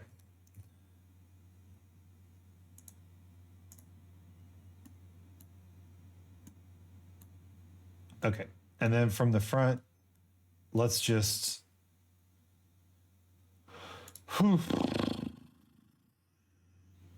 select this face. There we go. Just bring that in a little bit. B. It does look like a bee, doesn't it? It's a bee ear. It's a beer. Wait, who's drinking on my stream? No. Terrible joke. Stop. Stop what you're doing. Stop what you're doing, Isaac. Nobody likes that joke. Your puns fall on deaf beers. Ah, yeah, see, this is the problem. There's more loop cuts. There's more loop cuts, so the hair is now falling apart. Let's just select all of this and just scooch it inside the hair. I'm hard, not drinking. Good. As is proper for an aspiring creator.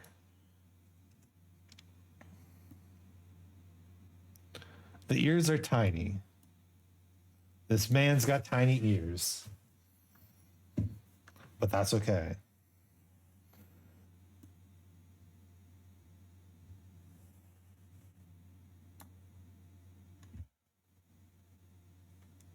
That's okay. Set right here, like this. All right, we haven't looked at the body in a minute. Okay, but it's cutting into our eyes. I'm just gonna go into edit mode and grab this bottom loop right here and just pull it up slightly so it isn't interfering with our eye all too much. If you're having a hard time seeing this, you can either go into X-ray mode right here. It looks like we might have some geometry doubled up, so I'm just gonna select everything and hit M and then by distance. And it looks like that cleared up some things. It says removed 5 vertices. So now I can select this and move it up. And it's not giving us trouble anymore right there. Select this, you know, just mess with it, play with it until it looks good. That's looking all right. All right, so it seems like we are done with the face now, and we can move on to the vest, which is the only piece of clothing that we're gonna model other than the shoes. So to do that, a lot of people would select the body and basically do the same thing we did with the hat and eyes, and just like kind of select a big part and duplicate it. But this one is gonna be pretty simple, so I'm actually gonna just model it directly from a cube. So just add in a cube, and I'm gonna hit Control 4 to subdivide it. I'm just gonna scale it down slightly and move it into place. Tab into edit mode. I'm just gonna delete the top and bottom faces. And when we do that, it's gonna turn into a cylinder. It'll just kind of like automatically recognize the open edges as sharp. And then I'm gonna add a loop cut just in the front. And because the top and the bottom aren't there, it's not gonna go all the way around. I'm gonna bevel that with Control B to open it up slightly. And I'm just gonna delete that face right here. And to make this a little smoother in the back, I'm not gonna mirror it, because if we mirrored it, I'd have to add a loop right here, and it just kind of flattens things out. You have to do a little more modeling. So just keep this in mind, that this is not mirrored, and you have to change both sides, okay? So now I'm gonna go into X-ray mode and start moving some of these into position. So we'll set up the top collar right there, select the bottom. Make sure you're in X-ray mode for this, otherwise it's not gonna select all the vertices in the back. See what it looks like from the side. This is way off in the side, so I'll just grab these and pull them in like that. This is looking okay, and I'll just reposition this right here.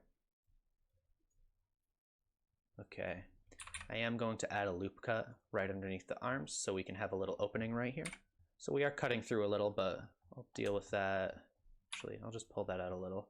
We are going to thicken this slightly later with the solidify. I'm gonna select this face right here and this face, and I'm just gonna hit I to inset. And I don't want this to snap to the edge like that, so I'm gonna hit B so it should be in the center, and just pull that in very slightly and delete those faces. So those will open up, so we have little openings for the arms now. Okay, and if you wanna adjust these at all, you can just hit 2 and select those with Alt and left click, or Shift Alt left click if you want to select multiple loops. And if you scale them apart, they will move away from each other like that. So you can change that by hitting period and selecting individual origins, and then it won't do that. You can also, if you don't want to use the hotkey, you can select this up here, okay? And just make sure you change it back after. Okay, so let's do the collar now. Maybe actually move this down slightly. That. Oh, Megalian is here. Megs, I know you love tacos. I finally had tacos in Berlin. Holy shit, took forever. Yes, finally.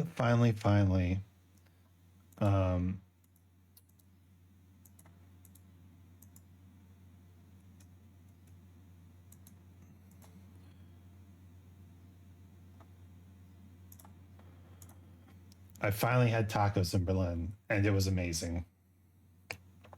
The tacos here, yeah, they're not bad. Not bad at all. So I think what I'm going to do is I'm going to do the...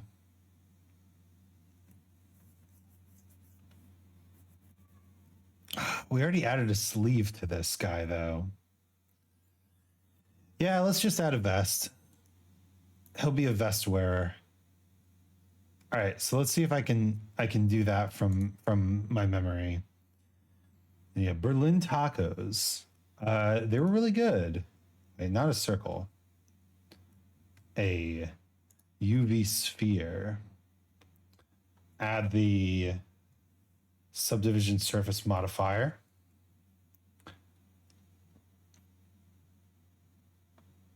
Oh, no, wait. Wrong. Add the cube subdivision surface modifier. So now in edit mode, select the face, select the two faces.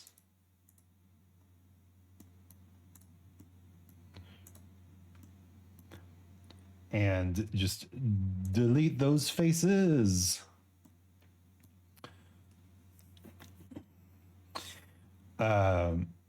Then add a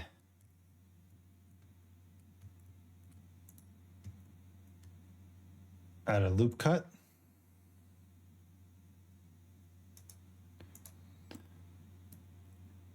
Select the loop cut. Bevel. And delete that face. We have achieved vest.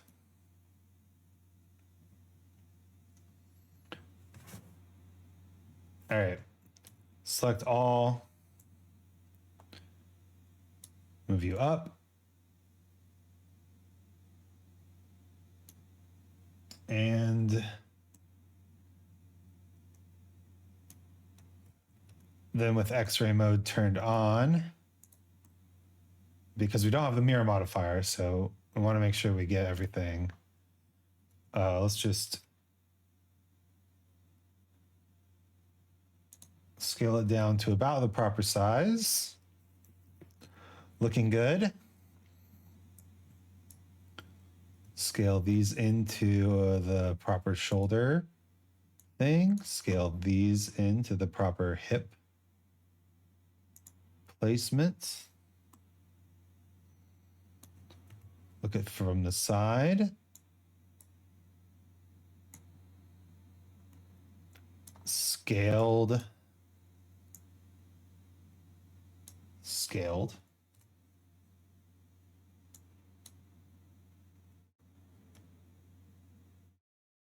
And it kind of hangs on the shoulders, not over the shoulders, right?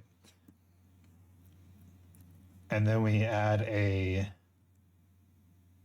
no. Then we add a loop cut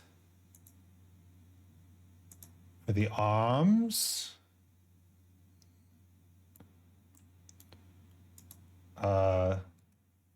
Select face. Nope, wrong face. Select face, select face.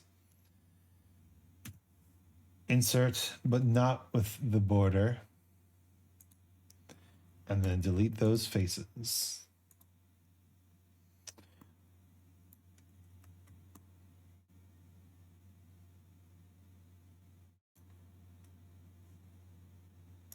All right, did I do it correctly? It kind of flattens things out. You have to do a little more modeling. So just keep this in mind that this is not mirrored and you have to change both sides, okay? So now I'm gonna go into X-ray mode and start moving some of these into position. So we'll set up the top collar right there. Select the bottom. Make sure you're in X-ray mode for this, otherwise it's not gonna select all the vertices in the back. See what it looks like from the side. This is way off on the side, so I'll just grab these and pull them in like that. This is looking okay, and I'll just reposition this right here. Okay, I am going to add a loop cut right underneath the arms so we can have a little opening right here. So we are cutting through a little, but I'll deal with that. Actually, I'll just pull that out a little. We are going to thicken this slightly later with the solidify. I'm gonna select I don't have this face right here and this face. I don't have X-ray I'm mode just gonna on. hit I to inset. And I don't want this to snap to the edge like that, so I'm gonna hit B so it should be in the center. And just pull that in very slightly and delete those faces. So those will open up, so we have little openings for the arms now. Okay, and if you wanna adjust these at all, you can just hit 2 and select those with Alt and left click, or Shift Alt.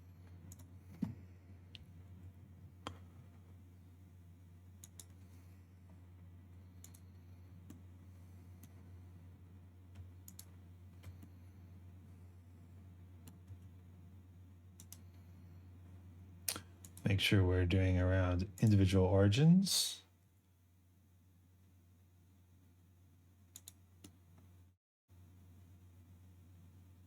Like so.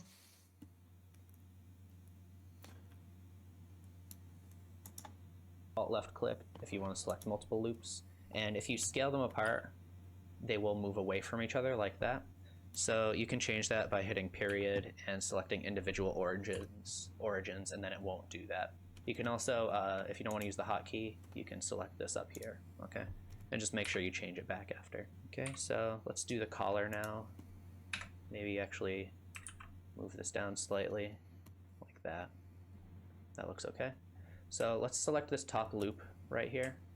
That loops all the way around, so I'll just select it from the side right here, okay? And I'm gonna extrude this and then hit S for scale, okay? Like that. And then extrude on the Z axis, just down slightly, okay? So now this is what we have right here, and we can start pulling these around to make our collar look a... I'm done drawing. Now I need to draw the trees and stuff. Nice. I'm not done in the slightest, if you can tell. So what I want to do is I want to select this, extrude S. Yes. Perfect. Extrude on the Z. Just a little bit there. So I'll just select it from the side right here, okay? And I'm gonna extrude this and then hit S for scale, okay? Like that. And then extrude on the Z axis, just down slightly, okay? So now this is what we have right here, and we can start pulling these around to make our collar look a little better. So I'll just look at the reference and get it pretty close. Let's see what it looks like. Okay. It's looking okay. Let's try the front right here. So let's select these two loops because again, we're not mirroring it, so we have to select each part manually. Mm-hmm. Just gonna pull that out slightly. It seems like we're clipping through the edge a little, so select these side loops, look from the front, and scale on the X axis like that. You can pull it out slightly. Makes All right, sense. that's looking pretty good. I do want to add some thickness to this eventually, so I'm going to add the solidify like this and just move it above the subdivision surface. And so now this is looking a little thicker. We can turn that up if we want. I'll say like 0.02, something like this. And if you want to change the offset, you can also do that. So I'll just set that to 0, something like that for now. You can see in our reference we have this kind of like lapel looking thing. So I'm going to add that next. So to start with the lapel, I'm just going to select these edges right here, okay? And then just extrude that on the y-axis, just a little. You don't need to do it too much. Then I want to go into X-ray mode, and I just want to select these top vertices right here. Okay, and I'm going to pull these down slightly, and I'm just going to hit G twice to slide it. Because you can see, you know, this tapers out a little, so I just pulled those down a little. Okay, so I just want to select these edges now. Whoops, not those. These ones in the front. Okay, and then from the front, I'm going to E to extrude, hit S to scale so they move apart from each other, and then I want it to be only on the X axis, like that. Okay, just gonna pull them apart like this. Okay. I see what he's doing, and I want to do it too. So let's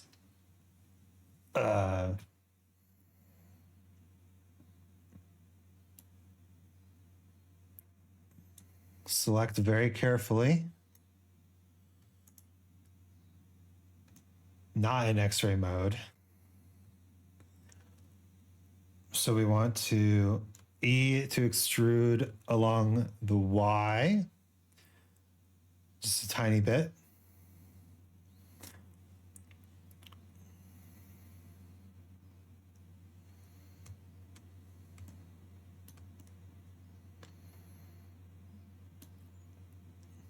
Actually,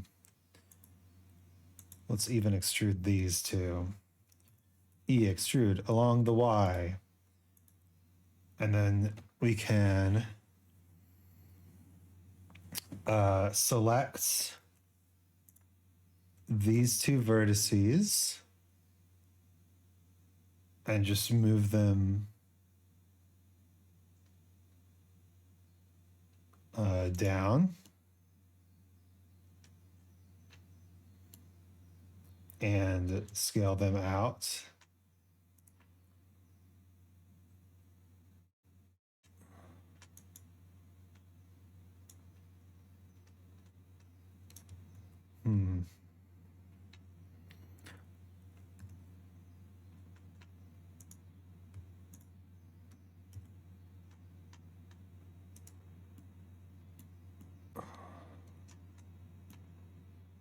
What's going on here?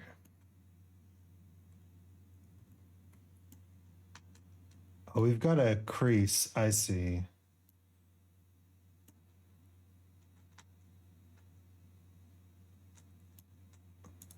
So I think maybe we need to take this point and that point.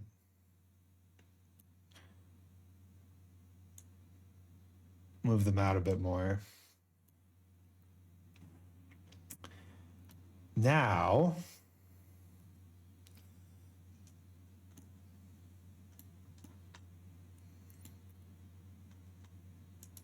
we can take these, not that one.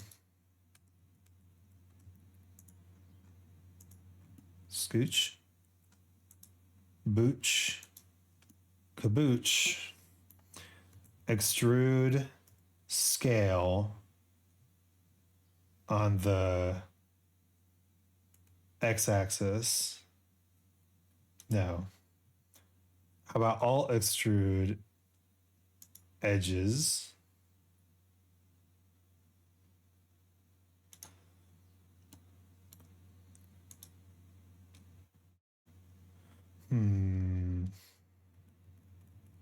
Let's go back a bit.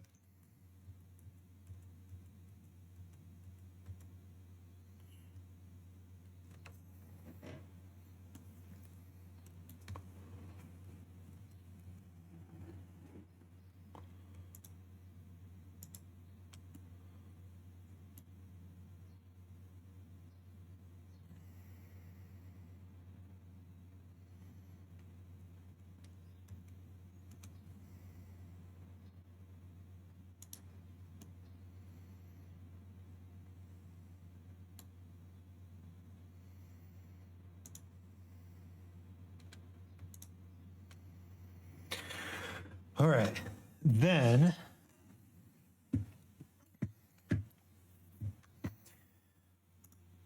take these, move them up, take, not that line, yes, that line, and extrude them scalarly on the x-axis.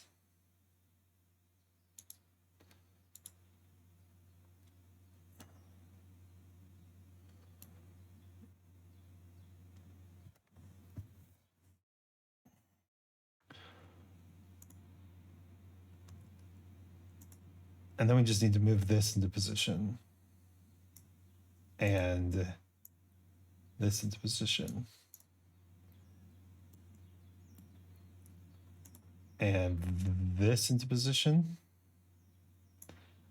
And this into position. It kind of took a while, but we did it. There's a nice little suit jacket sort of thing.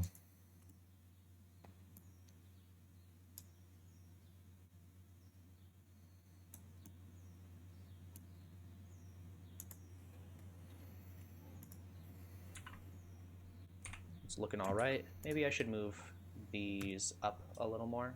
I'll just select those and hit G. That's looking a little better. Okay. And that's looking pretty good. Okay. Let's see. It doesn't look like we're... Okay.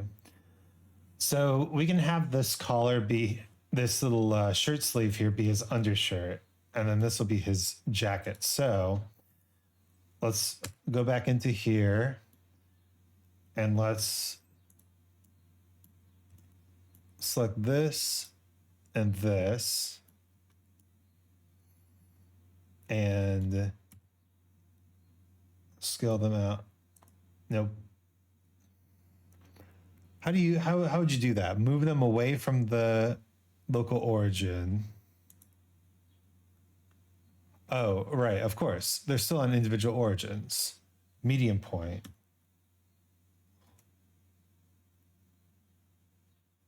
There we go.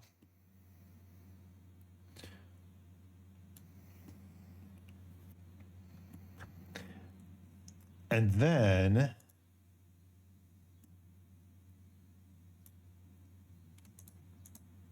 isn't there a way to... Oh, right. Okay. Let's try this. Select here and extrude. Oh yeah. Looks so good.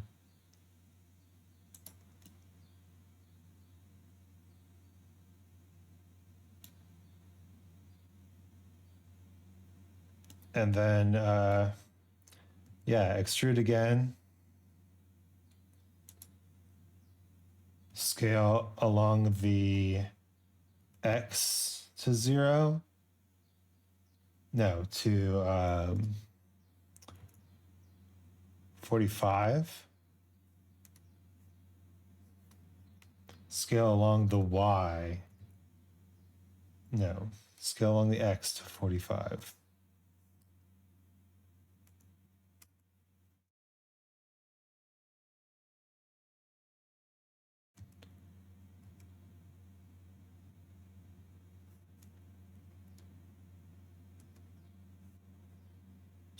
Just don't scale.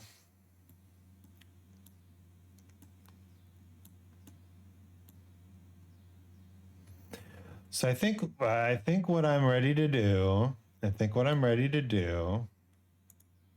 Clipping through at all. So if you're paying close attention, you'll notice that I didn't apply the scale. So you can see this does not equal 1. And let's see what happens when we apply it now. We got to select it and hit Control A to apply it. And you can see that changed the thickness. And that's because all the modifiers will look at the relative scale of things. So when you apply it, it kind of changes the way the modifiers work. So just make sure that you're applying your scale as you go along. And we just have to go in here and change this very slightly. So I'll just turn. I see. Okay. So I remember him saying that he didn't want a loop cut back here. I don't remember why.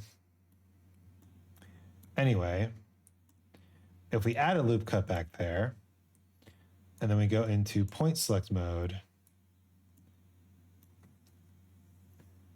and delete these vertices, we can add in the mirror modifier. And I think it's time to do that, because now I want to model the sleeves of this jacket.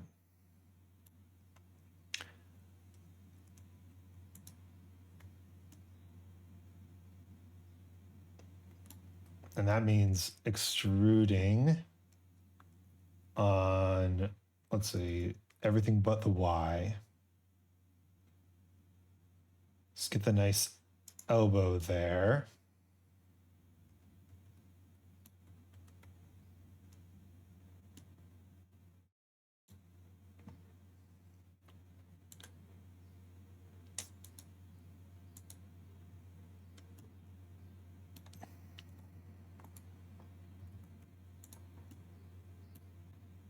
So this needs to come down.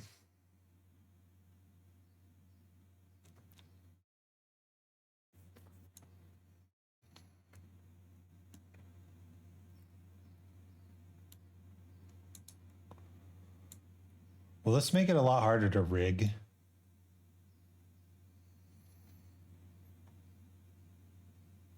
Maybe.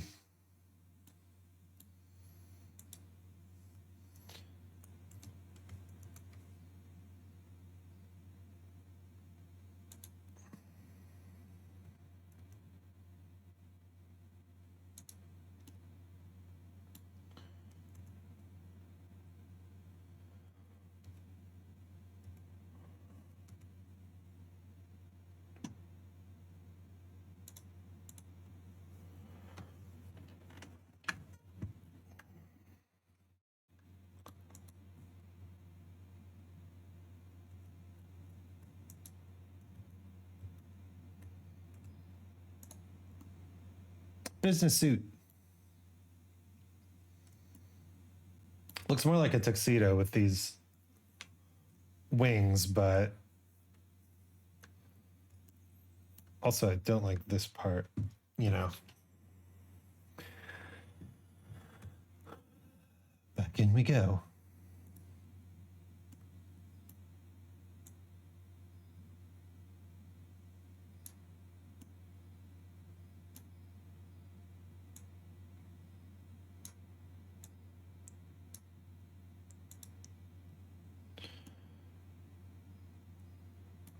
Now, what is going on with this? Oh, this is the flap.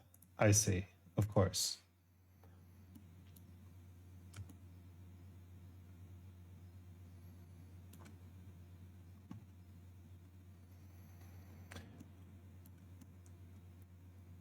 And then he needs a little tie.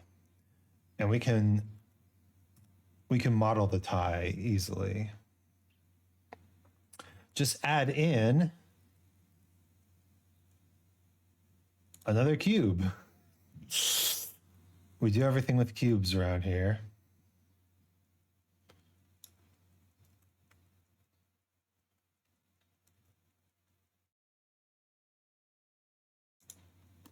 Let's just position this where a tie, the necktie thing would go.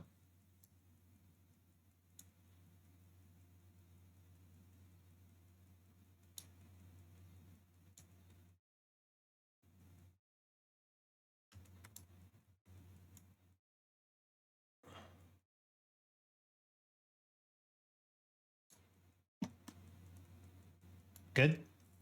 Good.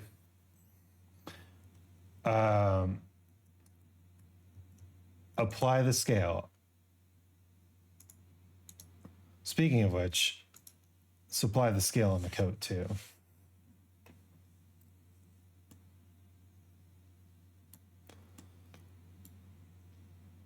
All right.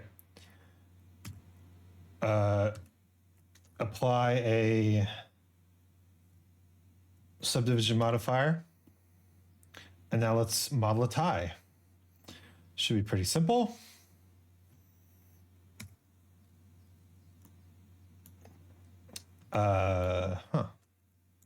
Select the bottom face, extrude on the Z.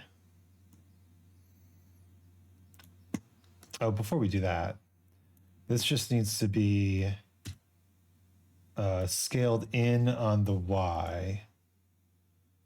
Make it in more tie-like shape, tie-like thickness, right? Then extrude.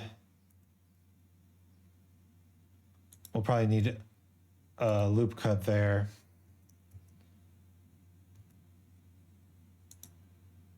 Extrude.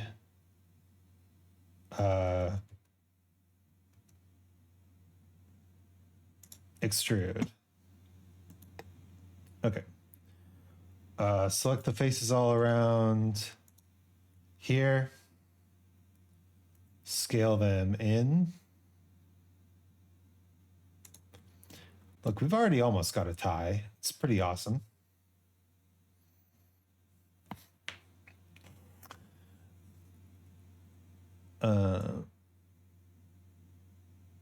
Up a bit. Looking more tie-like by the moment. Let's go to here and scale out a bit. Turn up that mean crease. Let's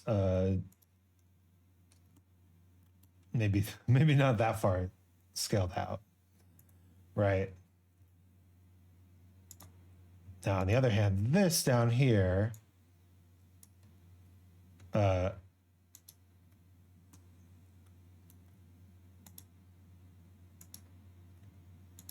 okay, so just select all.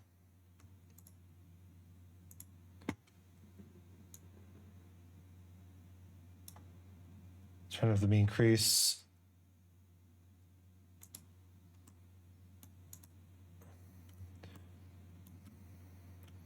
Then here on these faces, we want to extrude along normals.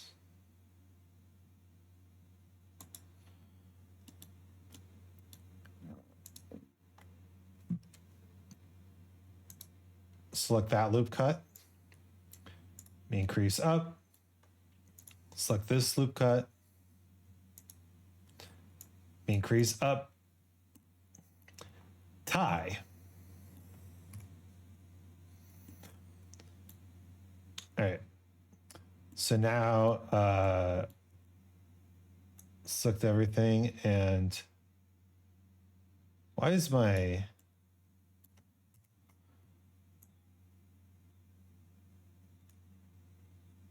this acting so weird?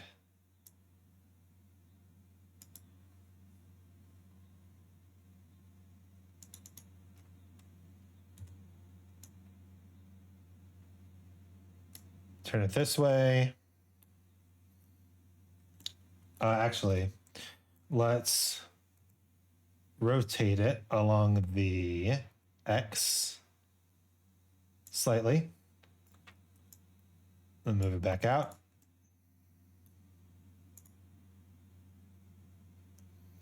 Looking very tie-like, I must say.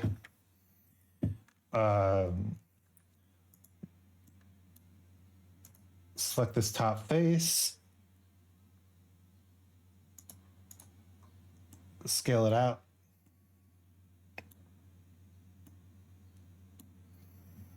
He's kind of Donald ducking, but we're not going to worry about that too much. Turn this down a little. It looks okay. Just like 0.01, I think the default is all right. All right, so the next step is going to be the shoes. The shoes! I like modeling shoes quite a bit. It seems like a little more complicated than it might be. It's pretty easy though. So I'm just going to bring a cube in here and just scale it down slightly like that. Okay, and just put that over here. Go into edit mode. I'm going to drag this up. So it's pretty close to that 0 mark right there. Mm-hmm. Okay, and then I'm just going to apply the scale real quick and add in a mirror modifier. And I want this also to be using the head as a mirror object. I try to keep those consistent if I can. And you can see when we move these closer, at some point they will kind of try to merge with each other. This might be more apparent if we're using the subdiv. At a certain point you can see they want to merge with each other. And we're never going to make our shoes touch and join in that way, so we can turn off merge right here. And then we don't have to worry about that at all. Okay, so let's just go into edit mode and start pushing this around. Okay, so I'm gonna turn this off for now. So I'm just gonna start, pulling this around, and I'll extrude. Actually, I'll scale everything down on the X right there. Look from the side, select this face right here, this front face.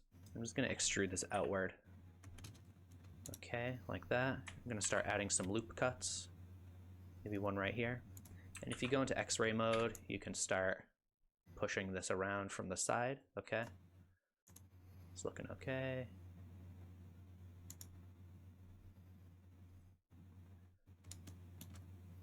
All right, I think this one I'm gonna pull forward a little, and I'm gonna extrude a little more on the Y, and this is gonna be our heel right here. So select these and pull them down. Okay, just out a little. All right. So basically now that we've figured out how he's using the modifiers, we just kind of, imitate the shape that he's making. And looks like our shoe could be a little bit taller here.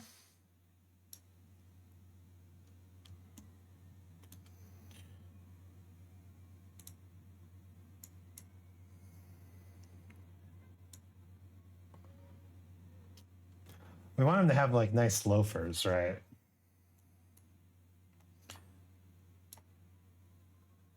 So bring the main portion of the shoe in like that. Then select this face, extrude it.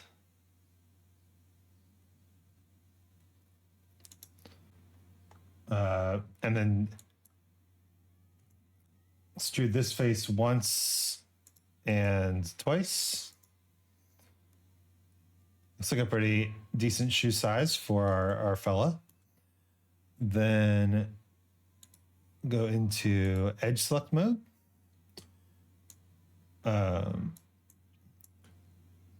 Bring all these edges down a little bit. Bring this edge up a smidge. And we are in X-ray mode. You can tell because it says X-ray up there.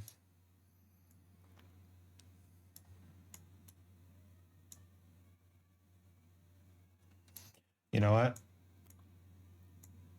Let's move the entire thing.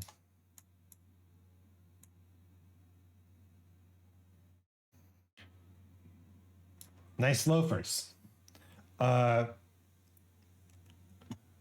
we also, of course, want to throw on that subdivision surface modifier, as he has. Okay, well, the shoes currently look like loaves of ciabatta bread. So let's just select everything and scale it in along the X. Move it back into position. All right, good. Scale that on the X so we have a little heel right there. I'm just gonna go back into object mode and put this a little over just because it's bothering me. It's not quite center. We can look from the top and change the profile. So I'm just gonna hit slash on the numpad and that will hide everything except for this. And if you wanna get back out, you just hit that same button, okay? Then I'm just gonna scale this out a little on the X so it gets a little wider at the toe. So this part, I'm actually going to extrude it up very slightly, okay? Right there. And then I'm gonna delete this face. You can see it opens up right here, okay? So I wanna scale these. Okay. And select this top loop right here. Actually, not the top loop, just the front one. 2 hours is not bad, do you think? No, that's not bad at all. But it's not about the time, right? Because the time, it takes as long as it takes, right? The more important part is making sure that you're satisfied with the result, you know. Did I not name anything? Of course not. Tie. This is jacket. And this is shoes. Okay. We are focused on shoes.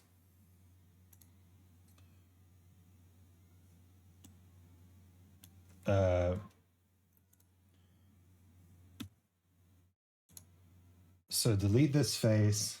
Just checking if I have more time in my slot. That's fair. I mean, so it's good to know how much time something is going to take, even if you're not like doing a commission or something like that. Just extrude straight up. And these are loafers, so we don't want to do this big Right here. top I'm going to use part this to that he's extrude doing. the tongue, okay? Add in a little loop right there.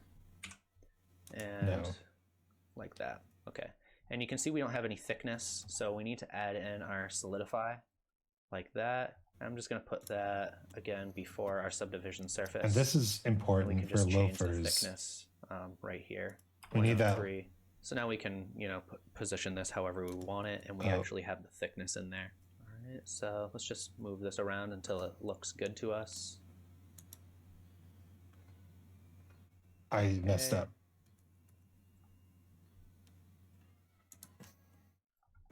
And I just want to select these edges right here, and this is going to be the other part of our shoe. I don't know what you would call that. It's like a cuff, I guess. Cuff. So extrude that up like here, and now we're starting to get that like classic high top kind of look right there. My man doesn't wear Do high a similar tops. thing that I did with the He's- collar, and I'm gonna It's not his extrude style. this and then scale it outward to create that little lip right here, and They then look like extrude elf it shoes. downward on the z-axis, like that. It's not good. Okay. And then we can just, you know, fine tune this, move this around so it is a little closer to our reference, like this.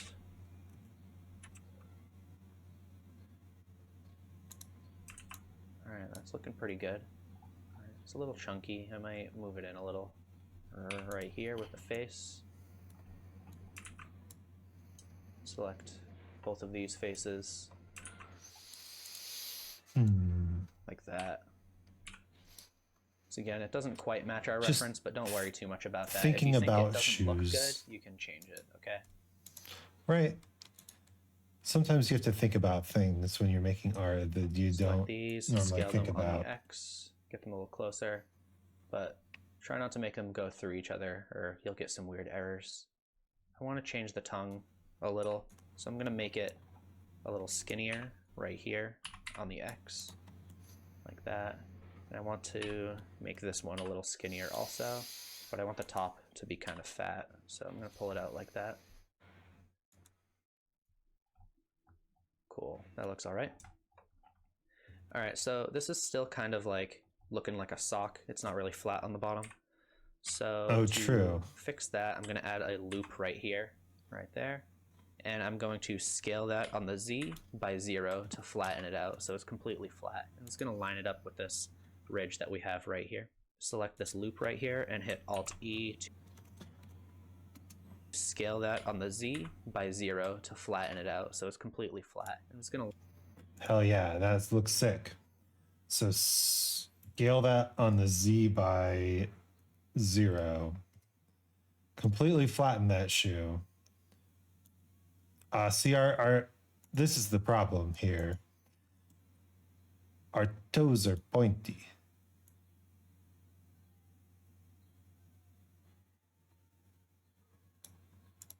Toes are too pointy.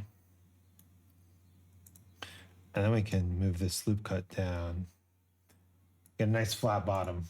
Line it up with this ridge that we have right here. Select this loop right here and hit Alt-E to extrude the face along normals right there. I'm just gonna bring it out very slightly, like this, okay? And I want this to be sharp, so I'm going to grab this loop right here with Alt and left click and turn the crease up there. So now it is sharp.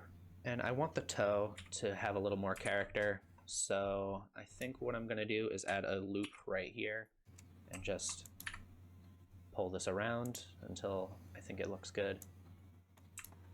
Maybe like this. I'll move this down. I don't want these shoes to have character. I want these shoes to It's looking all right. be office worthy. So I just want to office ready. select these right here to see what it looks like when I... And he put a solidify on the modifier on here already. Let's do that.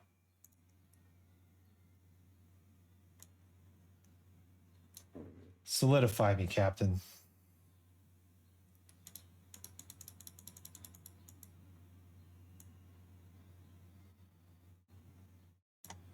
Yeah, that's looking shoe-like.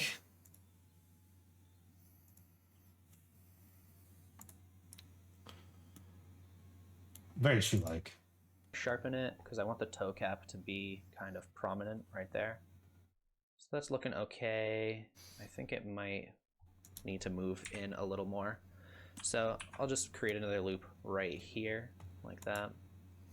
And I'm going to scale this part inward a little. You know, I want the whole loop.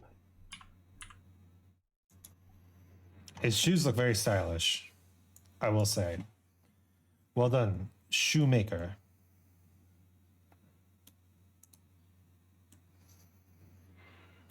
So if we had a loop cut here and then just scale it in, we get a little bit more character to the shoes. Learning about shoe design.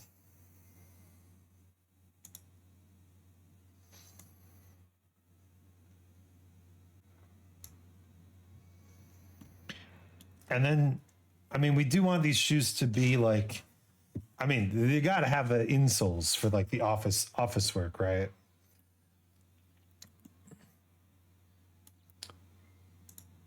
So if we just, what if we just select this loop?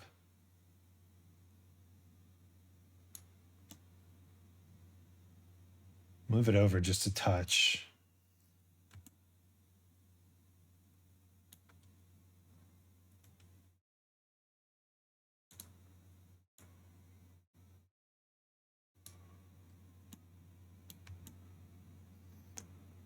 Yeah, looking much more like a shoe somehow. We're shoeing. We're shoeing. Okay. And you can just, tweak this however you want it. Oh my God, I've gotten through over a half hour of Maybe make this a tutorial little in one wider stream. right there. Incredible. Okay. That's actually right about my... It's looking pretty good. I don't know what happened, but our solidify went away. I must have messed something up at some point right there. So we can just add that back in, move it before like that, and just change this to maybe like 0.03. Okay, cool. So now that we have this, we can turn the mirror modifier back on. And I'm just going to angle these out slightly, like that on the Z, rotate it. Just line these up. I see. Rotate on the Z ever so slightly. With the leg if they look like they're not in the right spot. And now we can work on the materials. So for this, I am using... All right.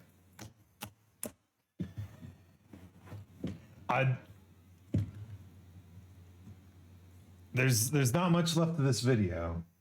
9 minutes. We got to finish this. But he's talking about materials now. All right. Let's focus up. Using a palette that I made. And if you want to follow along exactly, you can download that palette for free on Gumroad. I'll have a link in the description, okay? So to do that, I'm just going to drag open a new window right here. You can just go to where two windows meet and drag down. And then up here, I'm going to change this to the UV editor right there. Oh, that's cool. And you just want to hit open right here to add a new image. And you just want to navigate to wherever you saved the palette that you downloaded. Close area.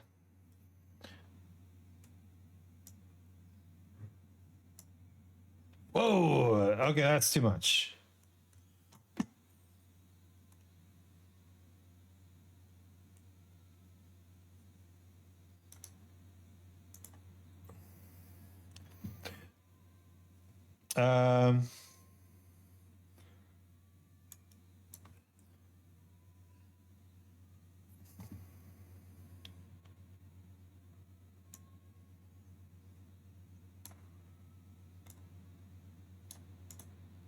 So let's change this to the outliner, and let's change this to the, what did he say? UV editor.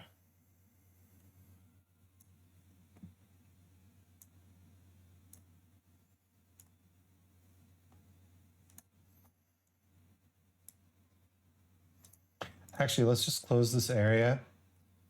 And I think what we can do is like,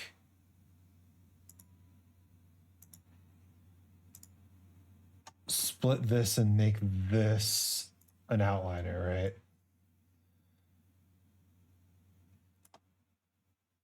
And we still have our guy here. Our fella, a businessman, my kind of guy. So where did he put this thing? Open a new window right here. You can just go to where two windows meet and drag down. And then up here, I'm going to change this to the UV editor right there. And you just want to hit open right here to add a new image. And you just want to navigate to wherever you saved the palette that you downloaded. So now we have hold our palette. on. Before I get into this, Let's actually move. Let's actually move the palette into the proper area, right?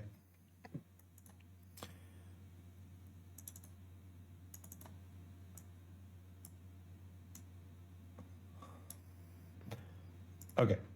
Now the palettes are in the Blender folder where they should be.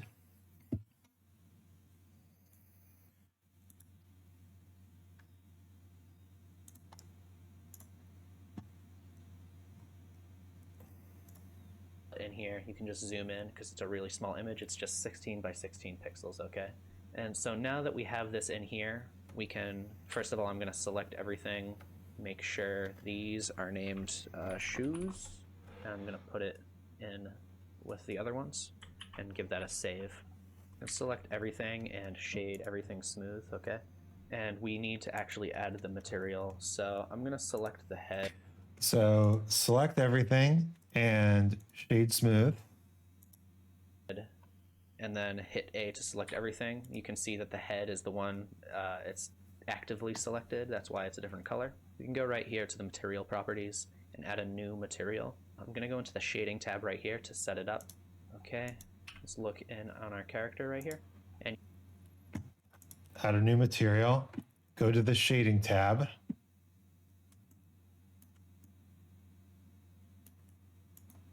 you just want to shift A. I'm gonna search with S and then add in an image texture right here. Okay.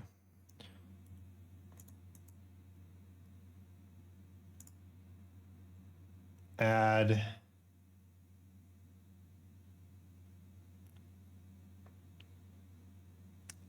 texture. Image texture. You can plug the color into the color of this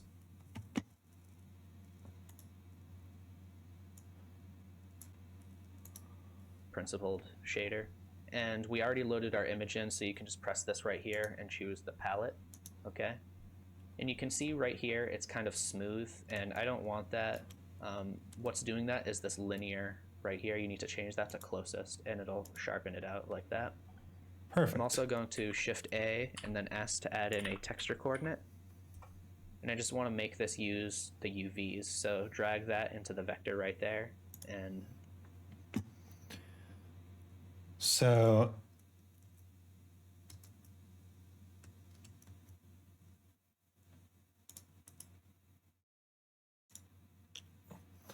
we want a texture coordinate.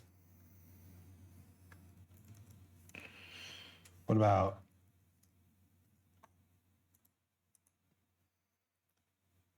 add? Oh, hi, Steve. Good to see you. Thanks for the lurk. Vector, texture, inputs, texture coordinate. And we're putting the UV into the vector. that's pretty much all we have to do to set this up, okay? If you do want to mess with the roughness, you totally can do that or change this around, but that's it. That's all I'm doing for right now. So let's go back into layout right here. And now that we have everything selected with our head as the active selection, you can hit Control L to link all of the materials, okay? Control L. And you can see our body didn't change, and that's because our body was made using the skin modifier, and everything else was using just a primitive that we brought in. And a lot of the primitives are unwrapped by default. So this one we just have to unwrap. So just select the body and hit tab to go into edit mode. Select everything with A and hit U and just unwrap. And you can see this appeared over here, and that means that we successfully unwrapped it, okay? And when we go exit out, you can see the material is applied now. And so the basics of how this works, I'll show you with the head. If you click the head and hit tab to go into edit mode and select everything over here, you can see that we have our UVs over here, and you can hit A to select everything over here also. And Now hold up. Oh, I see. Select everything. when we move it around, you can see over here that the colors are changing. All right, and if we scale this down, small enough so that all of this fits into one color, we can use this to choose what color we want. And this makes it so you don't have to add like a million materials. You can just use one material for a lot of different things and have different colors. So to scale it down really small, you can just hit S for scale and then 0, and it just scales it down to like this little point right here, and you can put that wherever you want it. So I'm just gonna put this on white for now, okay? I'm gonna exit out and select everything and hit. Okay.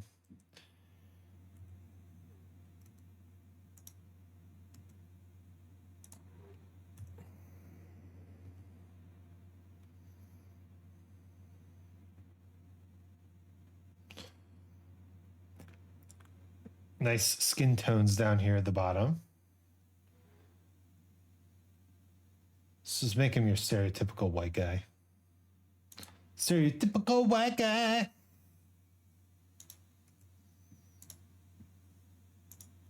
Tab again. So now we have everything over here. Everything is selected. So just hit A to select all, scale it down to 0. Okay, and I'm just gonna move everything over here. Oh, you know what? We didn't actually select everything over here. So hit A over here, S to scale, 0. Now we can bring everything over to the white. And so if something is white, we know that it's plain now, okay? Okay. So select everything, go here, select everything, go here, select everything, scale to 0, enter, grab white.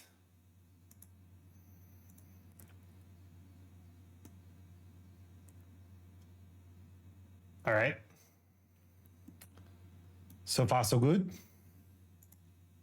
Another thing you can do with this, if you're in face select mode, you can select any face you want and then hit G over here to move it around, and you can change the colors of individual faces like that.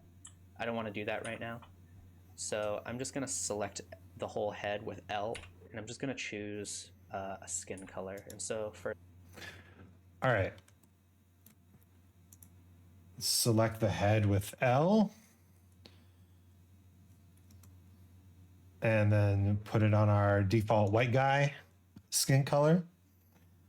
Default white guy.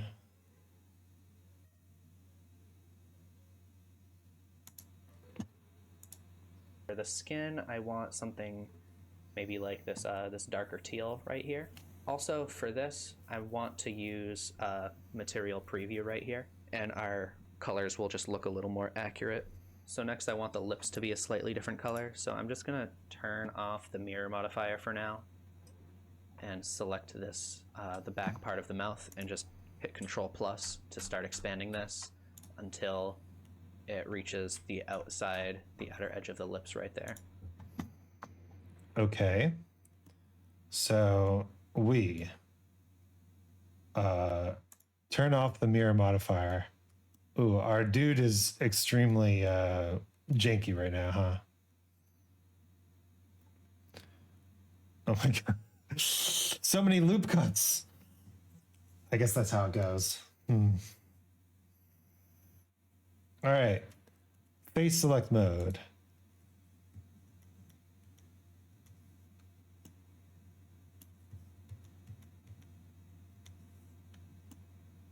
How's that look? Good. And this, I want to be maybe a slightly darker color like that. So if I have these selected, then over here, I can just hit G and, oh, it only changes those. Hell yeah.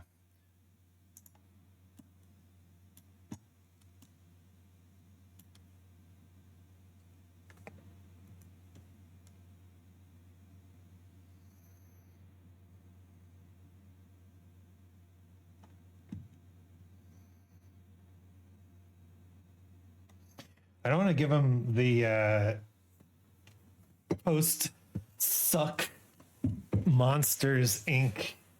minion guy vibes, right?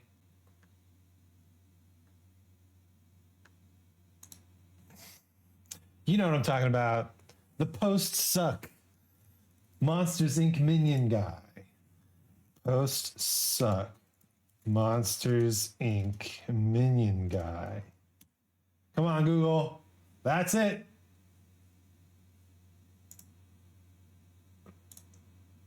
That's the image. We don't want these vibes. We do not want those vibes. I thank you, Google, for understanding what the fuck I'm talking about. I think that's good. A little more blue and a little darker. Next, I'll do the eye. So I'll just select that vertex right there and hit Control plus until it expands as far as I want it. I'm just gonna make. All right. Time to select this vertex and hit Control plus to expand as far as we want it. Make this pupil black right here. So now we have a black pupil. And if you hit L over this, it should select the whole eye, and you can hit H to hide it. That way I can select our eyelid right here. And if you want it to be the same color as something else, you can just shift click the other face that you want. So you can see over here, now we have our eyelid selected, which is white, and our lips over here. So we can just select just this one and move it over to the same spot like that. All right. Cool.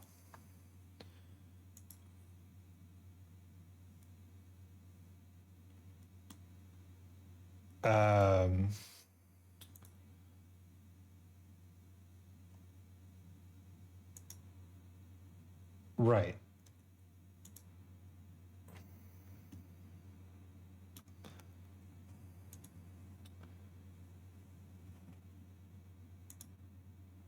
Oh, right. If I select this, I can hit L to select all linked. Yeah. But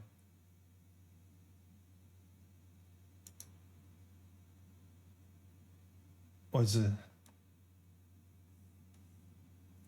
Face select. Oh, it's over here. I see it. Okay. Face select. Select everything linked. And then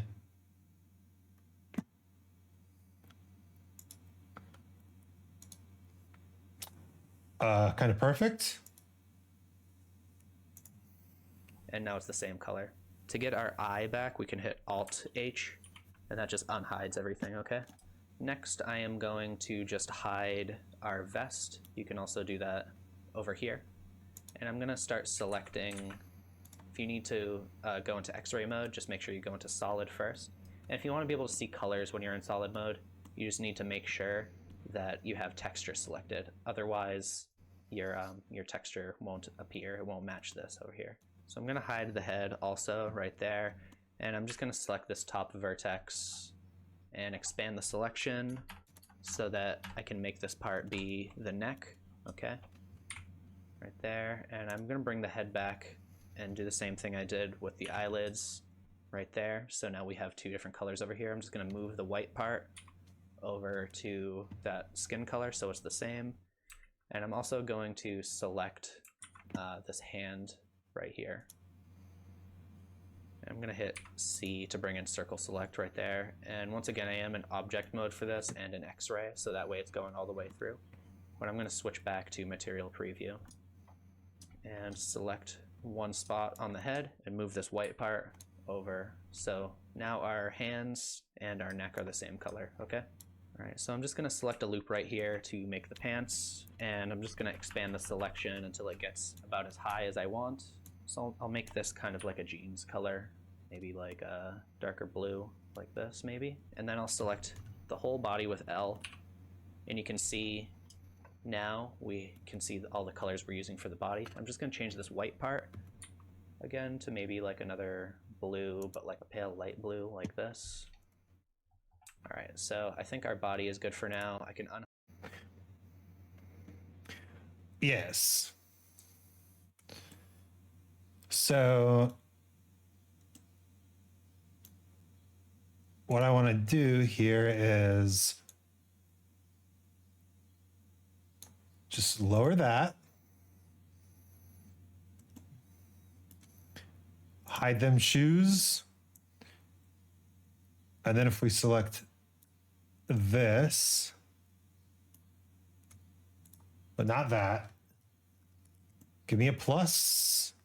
Okay, that looks good. And then we want the classic navy look.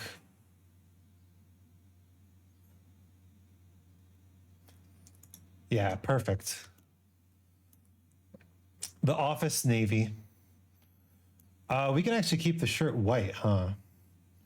Okay. Let's hide the body. Select everything on the tie. If we give him a red tie, he's going to look like he's running for goddamn president. So we don't want that.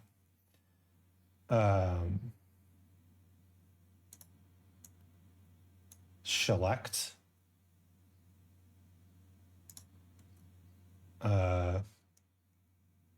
Is the material applied to this?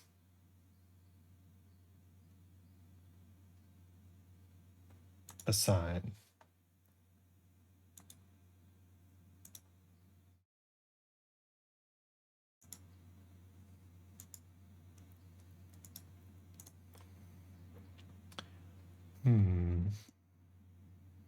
Something's not quite right.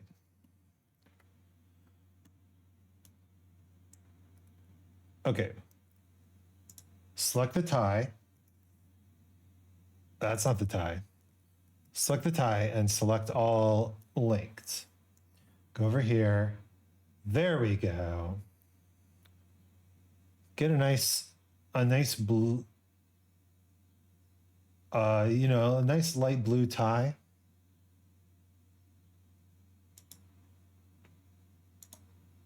Perfect.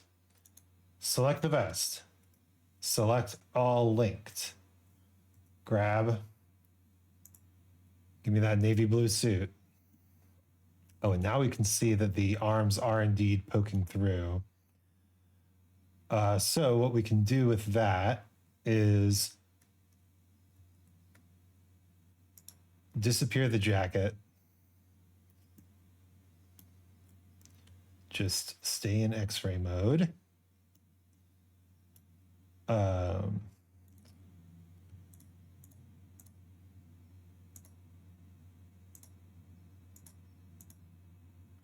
Nope. Let's just select these and Alt S. Alt S is shrink. Shrink them.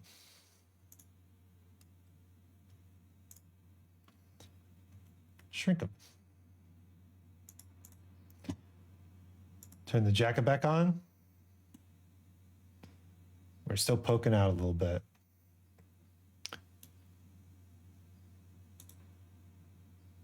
Turn the body off.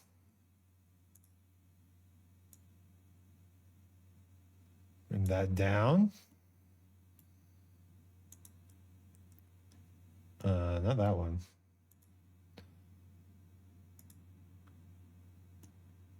Okay, we're so close. Turn the jacket off.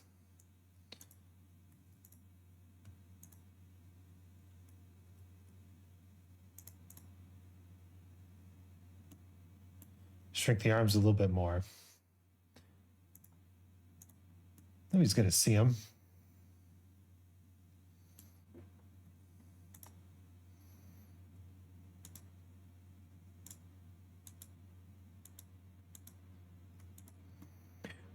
What are you doing?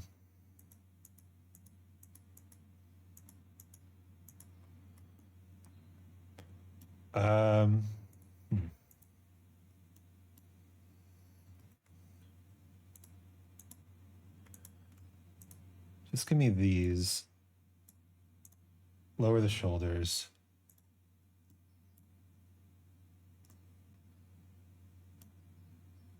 Yeah, looking good. Okay. Hide our vest and select our vest. Whoops. Select our vest right there. I want our vest to maybe be a little darker blue, like that. If you're wearing... So now let's do our hat. We can just select that, select everything, Ring and I blue. want this to be orange. Always So have brown shoes. maybe this orange Don't color mix right blue and here. black. And next, our shoes. So select that. I want these to match our hat, okay? Have some like good accent points going. So I'm gonna have our shoes be white and orange. Select this right here, this whole loop, maybe just expand that, see what that looks like. All right, select that part and the tongue right there. Oh my God. And just move Look all at of him. that over to the same orange color right there. And I think I want the bottom of our shoes to be a different color also. I don't even know his name. Select the entire bottom look right at him. there. And I'm gonna make this kind Look of at like this a gum guy. color, so maybe like a dark pink like that. Oh, interesting. Well, let's see what that looks like. The jacket is Looking splitting okay. in the back. All right, I think we're done. And that's all we're gonna cover in this one. Okay, let's try to fix the jacket splitting in the back and then we'll rate out. Oops, wrong. Actually, there's a midweek magic this week. We can play Magic the Gathering. Why stop now?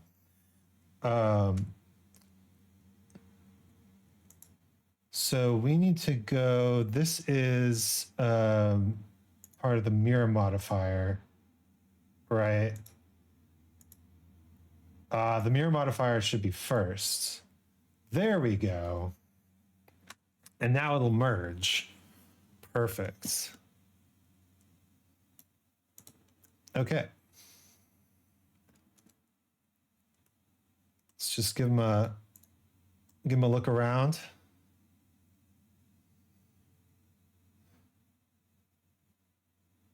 Hands looking sick. Body, ears, very small ears. Can we let's mess with the offset on this hair modifier a little.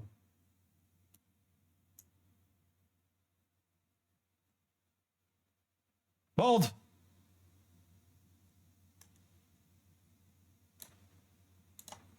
There we go. I like that.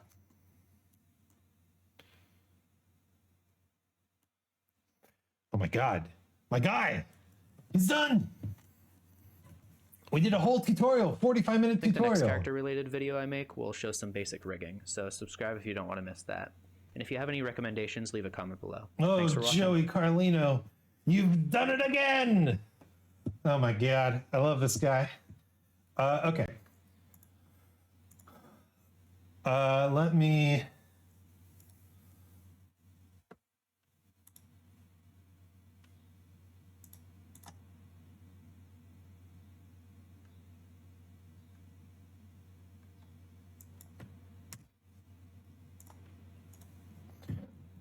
Let's go, let's all go to the arena. 1, 2, 3, go. And then I can close all this other stuff. Let's see, edit stream info.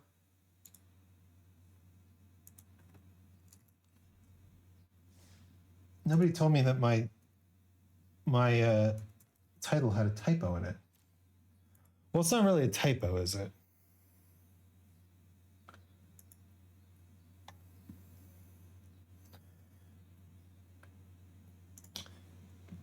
If you make your own model in Blender and you don't subscribe to certain gender norms, could you say that you're Blender fluid? Blender fluid. Oh shit. There's a boy. There's a boy. A draft token. Hell yeah. Okay.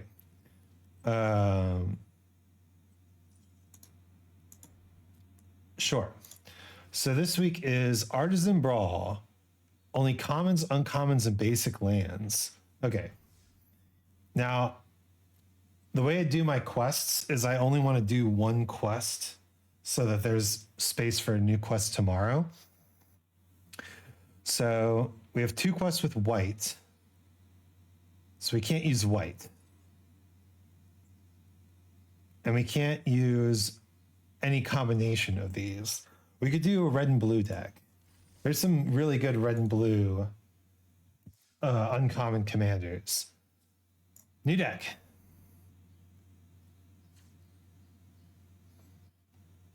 So you have to start with a red and blue commander, and obviously it's going to be Captain Storm. Are you kidding me? Amazing. Okay. So first we want to look up all the pirates. Let's see. Type pirate. Spy gas siren. Oaken siren. Plundering. Just all of them. How many creatures is that? 9? I've got some wild cards. Let's look at pirates who are not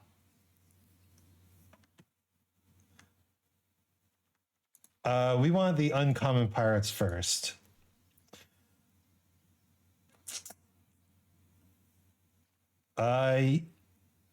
Yeah, I mean these look good. So what we're going for artifact +1/+1. So all of these guys obviously have artifact synergy. Let's read through the other ones. I do like Siren Storm Tamer because that allows us to protect our girl. Can't be blocked except by spirits. Not great. Ooh, artifact pirate. Let's go. Skyship Plunderer. +1/+1 counter synergy. Fly 2 mana flyer. Sure. 2 mana flyer. Sure. Hexproof and can't be blocked. We like that. Draw a card. Equipment or vehicle is indeed a artifact. Let's go. We don't really need that.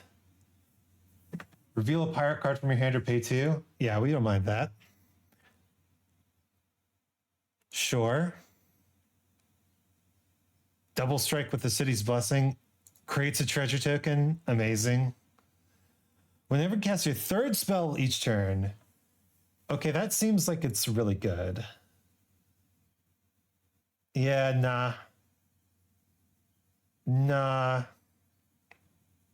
Can't be blocked. Okay, this unblockable shit is pretty good with +1/+1 buffing. All right, let's look at the common pirates. At common, we're just looking for artifact synergies, really. Create a treasure token. Very good. Create a treasure token.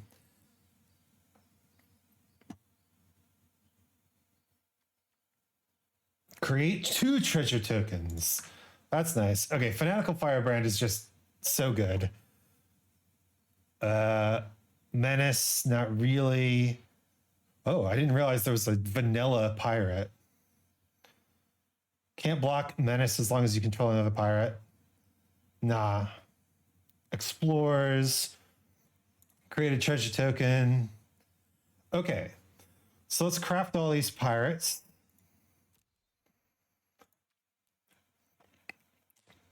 And that means we have 27 creatures.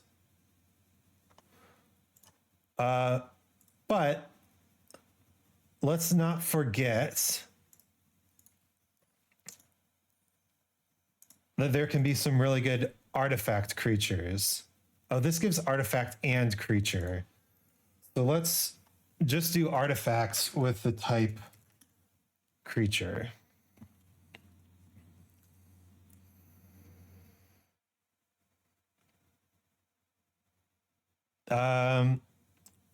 Whenever you sacrifice an artifact, put a +1/+1 counter on it. Artifacts you cast cost 1 less to cast. How many? I have 12 more uncommon wild cards. Okay.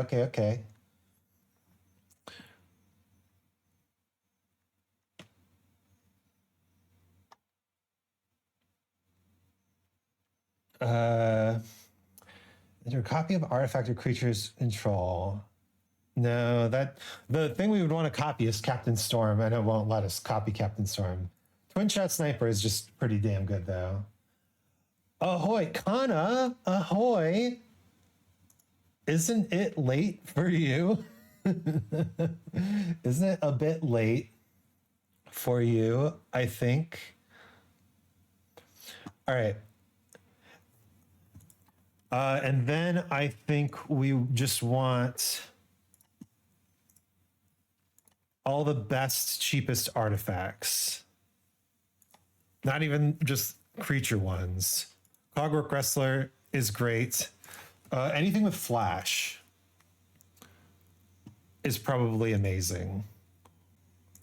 Dueling Rapier. Helm of the Deep King could be good in two different ways. Flash. Ooh, high-speed hoverbike is really good. We're a combat deck. I woke up randomly. It's about 5 a.m. for me. I see. Are you doing okay? The spell bombs for sure. Ooh, dousing device. Dragon Spark Reactor. Skull Bomb is not as good as the other one, but we want artifacts that pay off artifacts, right?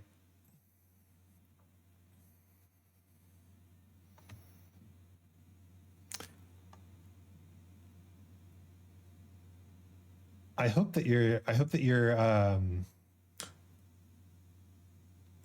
doing okay. Beamtown Beatstick is honestly incredible. Diamond Pickaxe is incredible. Give my guys the ability to create treasure tokens. Yes, please. Rapid Battery is probably really good. Reinforced Ronin because it keeps coming back in the battlefield. Mask of Immolation. No.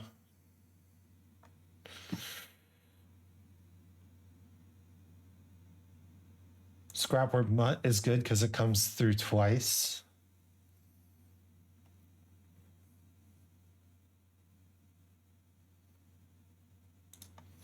That seems good. Double Strike. Very good. I'm okay. How's your morning been so far? Well, we modeled a little guy actually.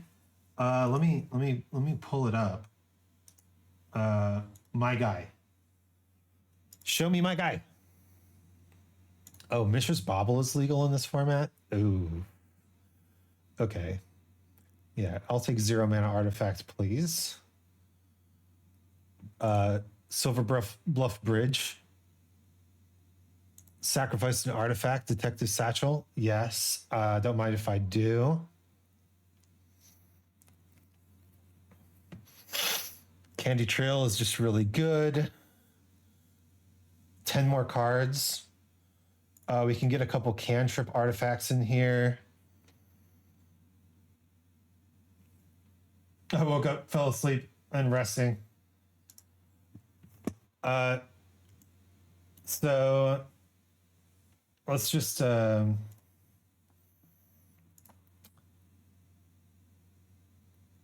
where's my window capture? Window capture blender. It's gonna be huge. There he is.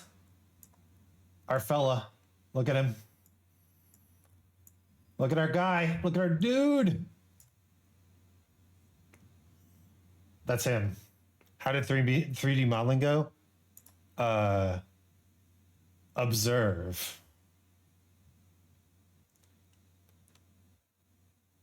Yo, that looks fantastic. Thank you.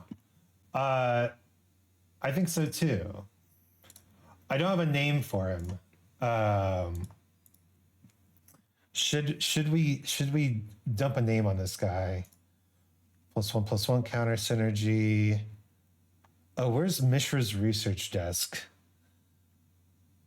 That's a sick one. Comes into the battlefield twice. 1 mana, uncommon. M. Oh, it's probably under the red cards, huh?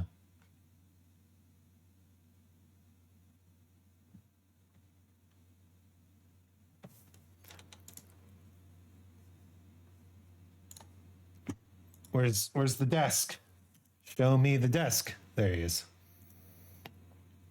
Gives me moral oral vibes. Yeah, it kind of does, doesn't he? It's that kind of classic sort of thing, sort of style.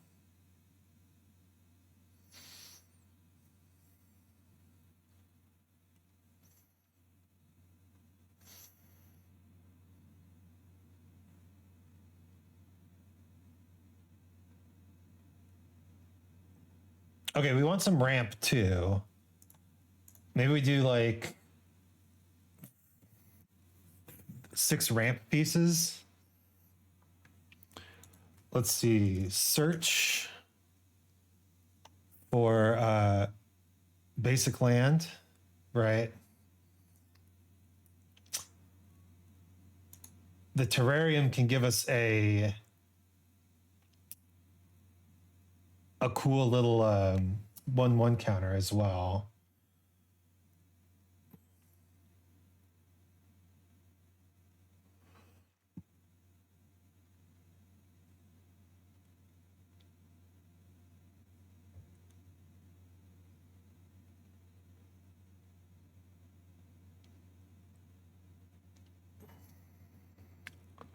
Bobble puts it onto the battlefield, which is important. I think that's it, but we can also do add a mana of any color. Ooh, Moonsnare Prototype. Actually, good card that I forgot. What the fuck? I don't need Izzet Locket. It's too expensive, but we will take Cold Steel Heart and Guardian Idol. Apply them styles, craft all, finish deck. Okay, now let's look at lands. He's like 1 drink away becoming the father of oral. Damn, harsh. So they recommend 40 lands. Let's look at lands. I still have 2 uncommon and 17 common wild cards. So let's start with what commons are available to us. Mystic Sanctuary, not a card for us, actually. We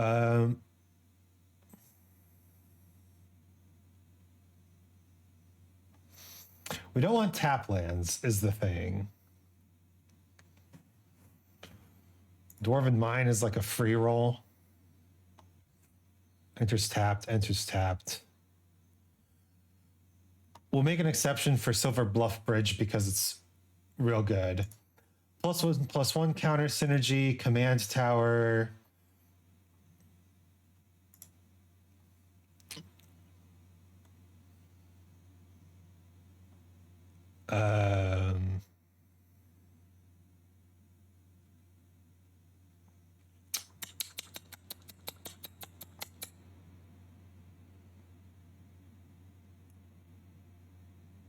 How are you lately, by the way, Isaac? I'm doing well. I feel like I feel like things are finally getting back into a semblance of ease. Finally. We have the dowsing device already.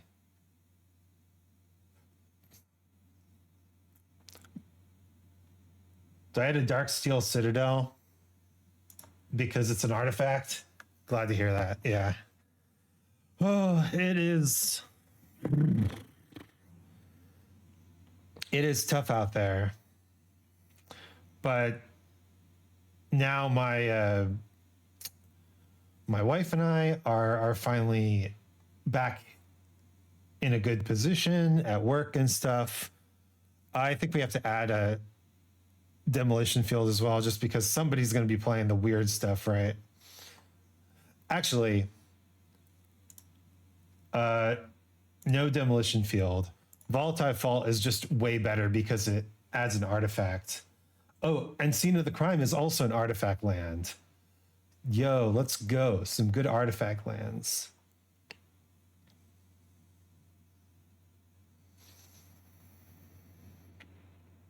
And yeah, let's do secluded courtyard on pirate. Apply styles. Okay. We have the person who searches for an equipment or vehicle card. So how many equipments do we have? A lot, actually. So Deadeye Quartermaster is good. Okay, this seems like a solid deck. To me, anyway. We've got an excellent curve, lots of 2-drops, and then 1 5-drop, but it makes 2 treasures, which is great. Obviously, lots of ramp. The treasure will fix our mana. Let's see how we do. We'll call this, right. Want to name it. Right. Want to name your cool new deck. Ahoy! There you go, Kana.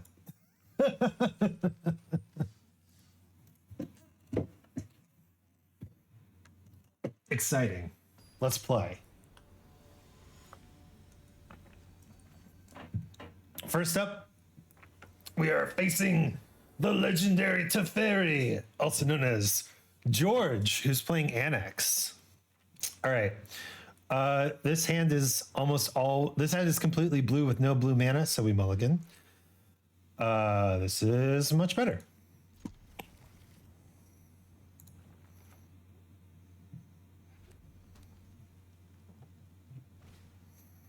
Synthesizer on 1.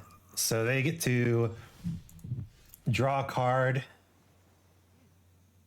What do we play on 1? Nope, they didn't want to do it. They wasted their experimental synthesizer and didn't want to play anymore. Sad.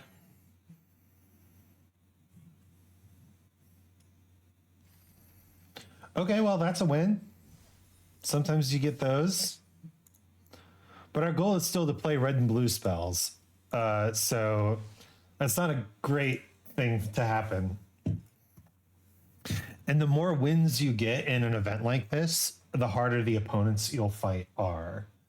So you kind of do want to not...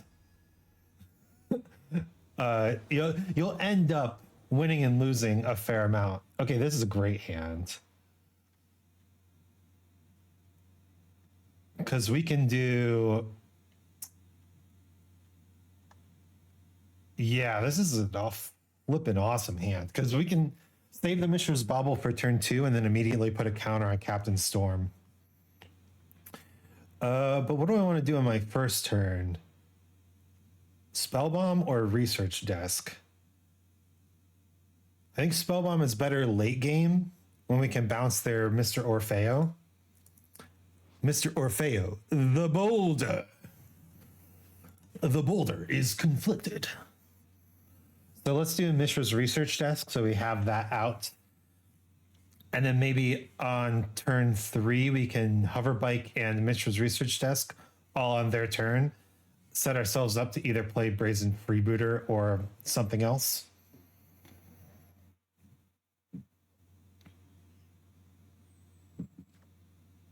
I keep. Death Bonnet Sprout. Interesting. Ooh, I like the Stormfleet Sprinter as a turn 3 play.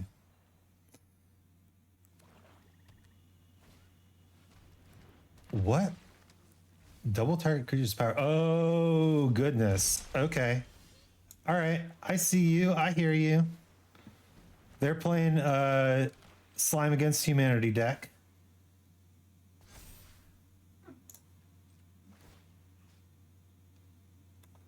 They're just going to mill that card, so no point in looking at it. Yeah, they're here to mill. Play their 6/6. Slime Against Humanity, yay! right. So I need to start getting in there with my Stormfleet Sprinter. There are not ever going to be 3 or more creature cards in their graveyard, are there? Yeah, that's fine. You can do that.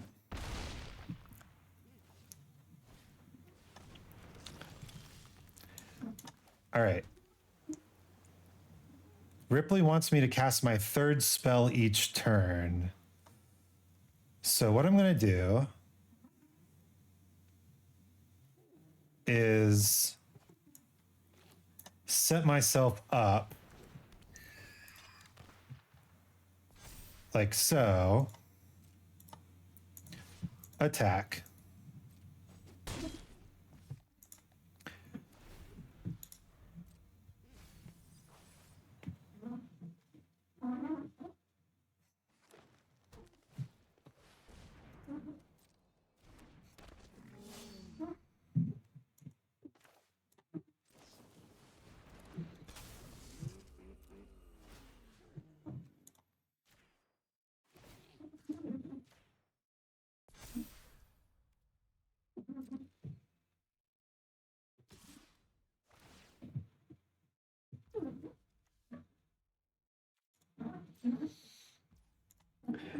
And now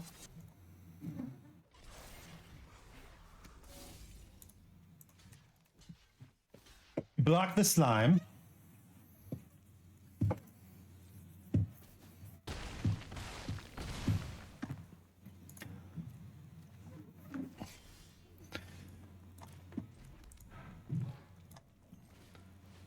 And I can do this. Do this.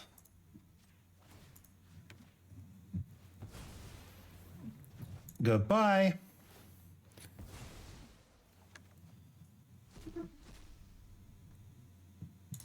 Artifact. Attack. I didn't get to my 3rd spell, so I couldn't kill Mr. Orfeo, which is sad.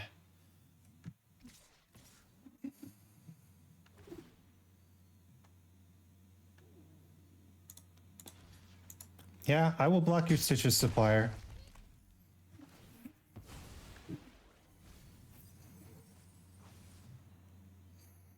Give me something cheap. Cheap off the top. They are looking for more slimes now. There we go. All right. I play an artifact. I play you. Crack you.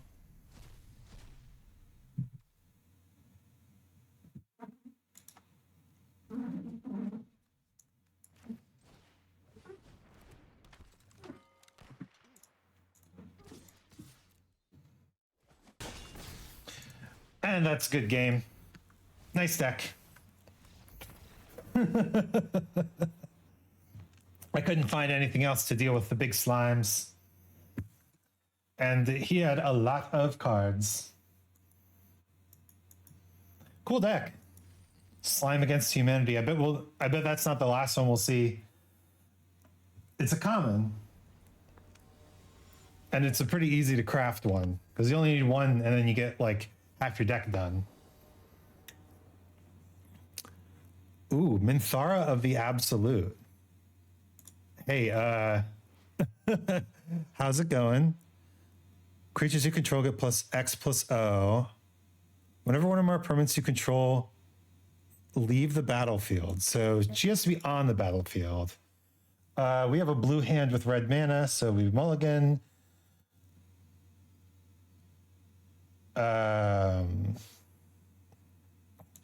We mulligan. Here we go. All right, and what do we say we keep here? Beamtown Beatstick is pretty damn good, so Staunch Crewmate. Get rid of one of the hasters. I guess Firebrand, since it's not an artifact.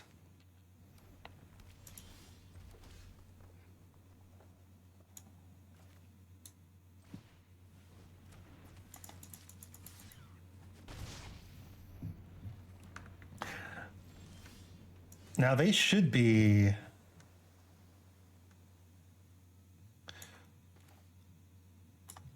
I'm gonna Gear Drake here.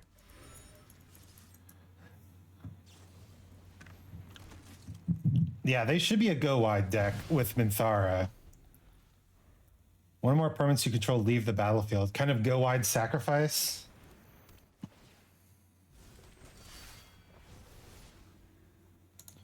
No need to block.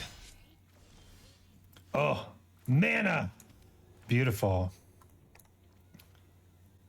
So... Oh, what do we do here? I guess we can crewmate plus beat stick, but really I want to play and equip beat stick, attack, make a treasure, because we need more mana. But they need black mana.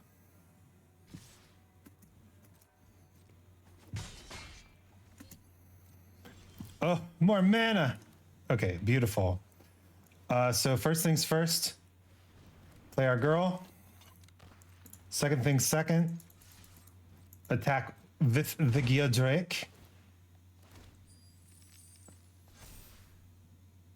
And then we have 4 mana. So do we... I think... What's her toughness? 4? Yeah, I think what we do is we just... play this now. Kill the knight before Minthara gets a intensity trigger.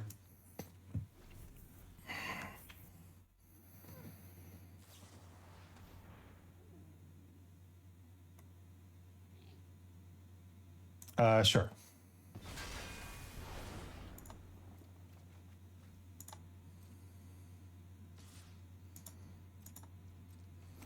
And they get +1/+1. They get an anthem now.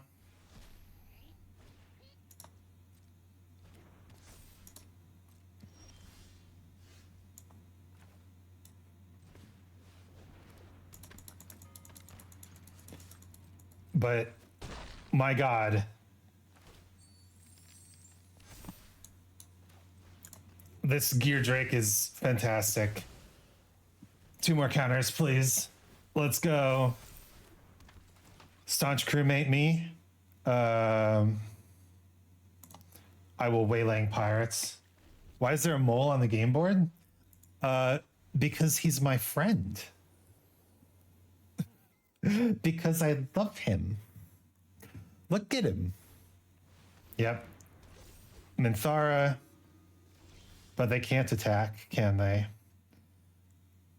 So what we do here is tap Minthara, put a counter on you, attack. Yeah, pretty clean victory there. This is what I wanted the deck to do, kind of like get that treasure synergy, get that mana going. Let's see what we got. It's Elder Dragon War. Not bad. There's a mole on the game board because I like the mole. Also, hi board brain. Welcome to the late night Magic the Gathering Magic Extravaganza. Yep. I can keep this. Yeah, with the Scry 2 here, we should be able to find blue mana. We did not find blue mana. Do we keep the red mana? No. Give me blue mana or give me nothing. Nothing.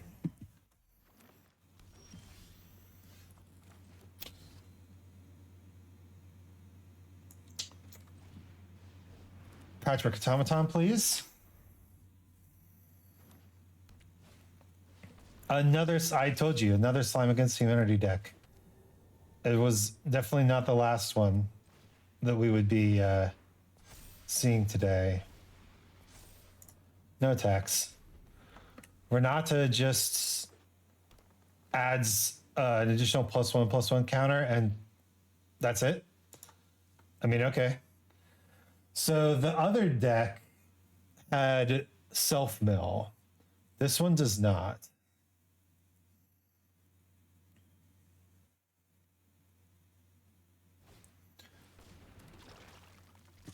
I will not block. Ah, nice.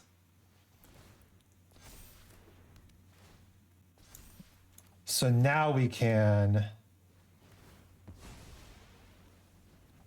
Yeah, boy.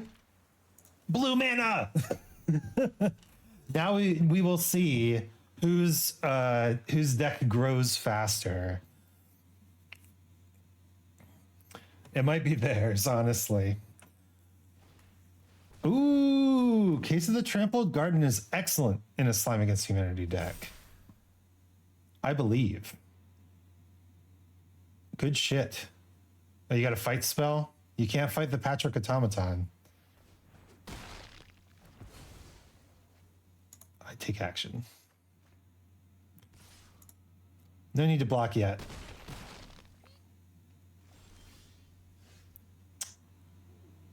Ooh, that's a good one.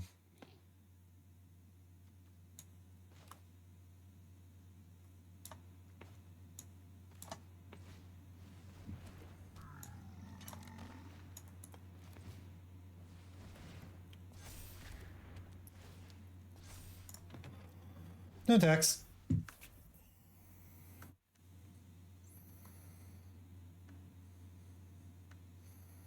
The bigger the so the Patchwork Automaton keeps getting bigger. Their slimes stay the same size. Unless they do more cases of the Trampled Garden and stuff. Right. So eventually we just get to start eating their slimes. Which is what I want.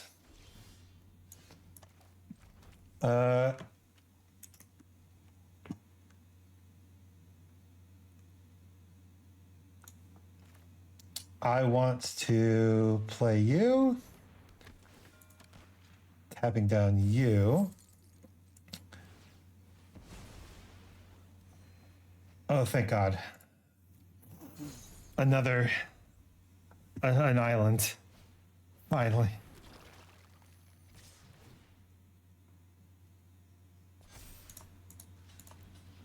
All right, I block.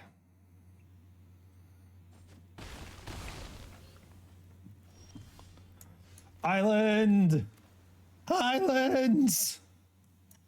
Actually, we need to play you first. See what we can get. Oh, that's good. Except we already played an artifact this turn.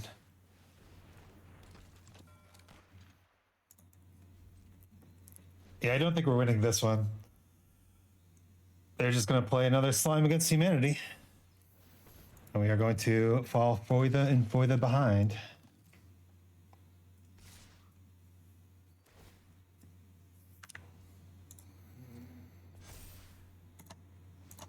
We can do this, though. We can trade up twice.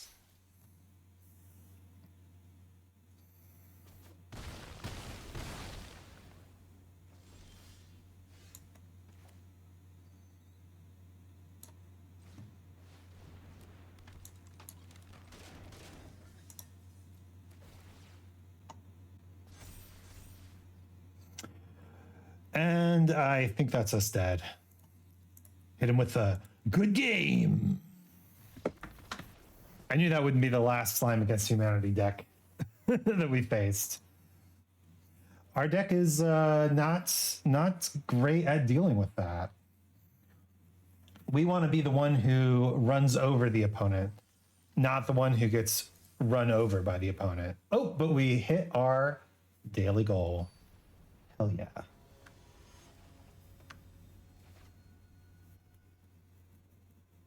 Lozelle.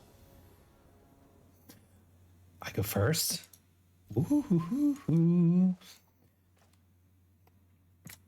Ray of Master Smith gives double strike. That's scary. But we have an amazing turn one play here because now we can play Captain Storm turn two and still have the Ronin in hand to provide +1/+1 counter. Captain Storm. Bam. I play my commander. Do you play your commander? No. You play a most excellent card, though. I play Spyglass Siren. I play Chromatic Sphere. I play Reinforced Ronin. I attack for 7.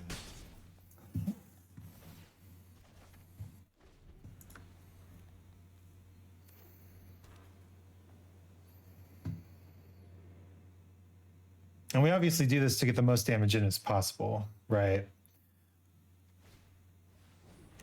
They're going to hexproof, haste, double strike this guy. And they want him to attack because that's when he gets double strike. But if they attack, I don't need to block. 4 damage. 9. Okay, so I don't think we want to play Stormfleet Aerialist yet. Rather, what I'd love to do is put that there.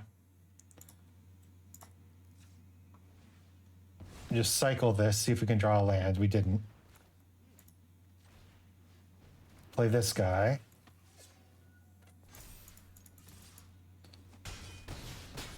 And now, with the rapier, not rapier, the dueling rapier,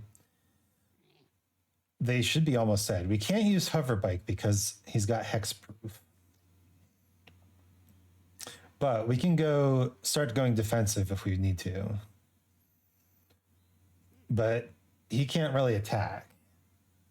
My almonds shook. How? You got shaken almonds over there?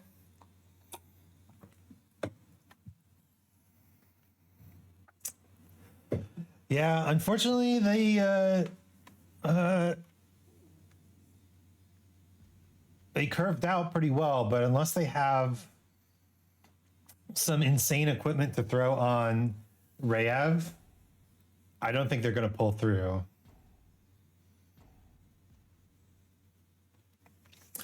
What we can do, yeah, if they don't play anything else, if they attack, they're dead. If they don't play anything else on Ray of Master Smith, we reinforce Ronin. We can't reinforce Ronin and dueling rapier, but they're looking pretty bad. We can Guardian Idol. Plate armor. Woohoo! And diamond pickaxe. Pretty sick situation you got over there. But unfortunately, it's not enough. Cool deck. Sorry. All right. Give me that free cosmetic. What'll it be, kids? What'll it be? I claim. Krenko's Buzz Crusher. A gigantic insectoid thopter. Look, in fact, not only is there a mole on the field, but there's also a second mole and a third mole, which I'm very close to unlocking. Yeah. Look, we're almost done with the mastery tree. That's good news because the new mastery thing is in about a month. And let's open our pack. Wow. Sharp-eyed rookie. That's a good one. They are trying really hard to bring green back. And Sharp-eyed rookie is definitely a green card that is pushing for green to come back.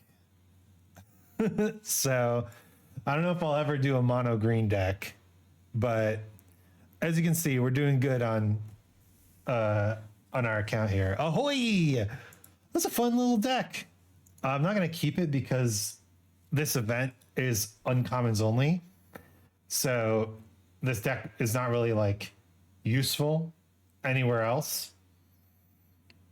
But we did burn through some of our uncommons and commons. That's nice. All right. Well, I think this is just about time for us to hit that open road, eh? So, as always, let's head over to the water cooler. Swah. Water cooler. Yeah, we're chilling at the water cooler, listening to jazz. Who's still up playing the Twitch? Who's still up making the games? I know all the people in my chat should be going to sleep.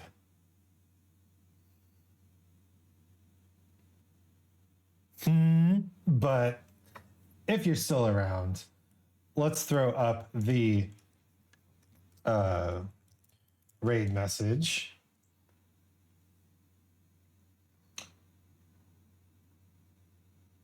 And I think we raided Pirate Sprite recently. And I think we raided, you know what? I talked about Omni Uman today. Let's raid Omni. Omni's a great artist. Also doing some rigging work, but in live 2D. Well, actually, it looks like working in Photoshop currently.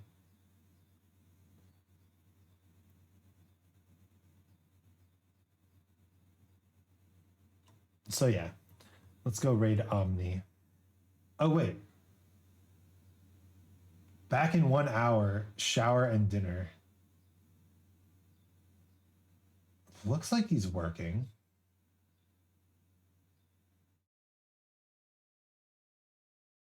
Okay, I'm doing a concern.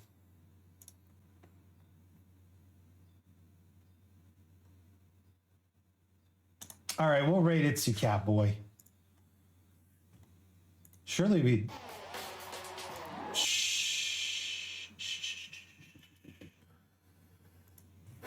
Don't scream in my ear, please. When did we raid It's You Catboy last?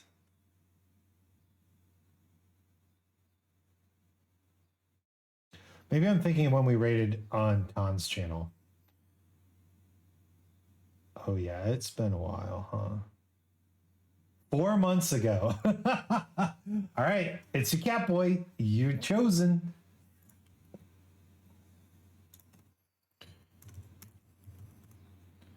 It's Your Catboy. Okay. Well, thank you so much for joining me. My name's Anzu, the coolest boss, the best boss you'll never have. Thank you for sticking around in Corporation Nation. Grab that raid message if you're in chat, and we'll go visit the amazing It's Your Catboy. And otherwise, good night, sleep tight, and don't let those bitcoins bite. I'll catch you next time.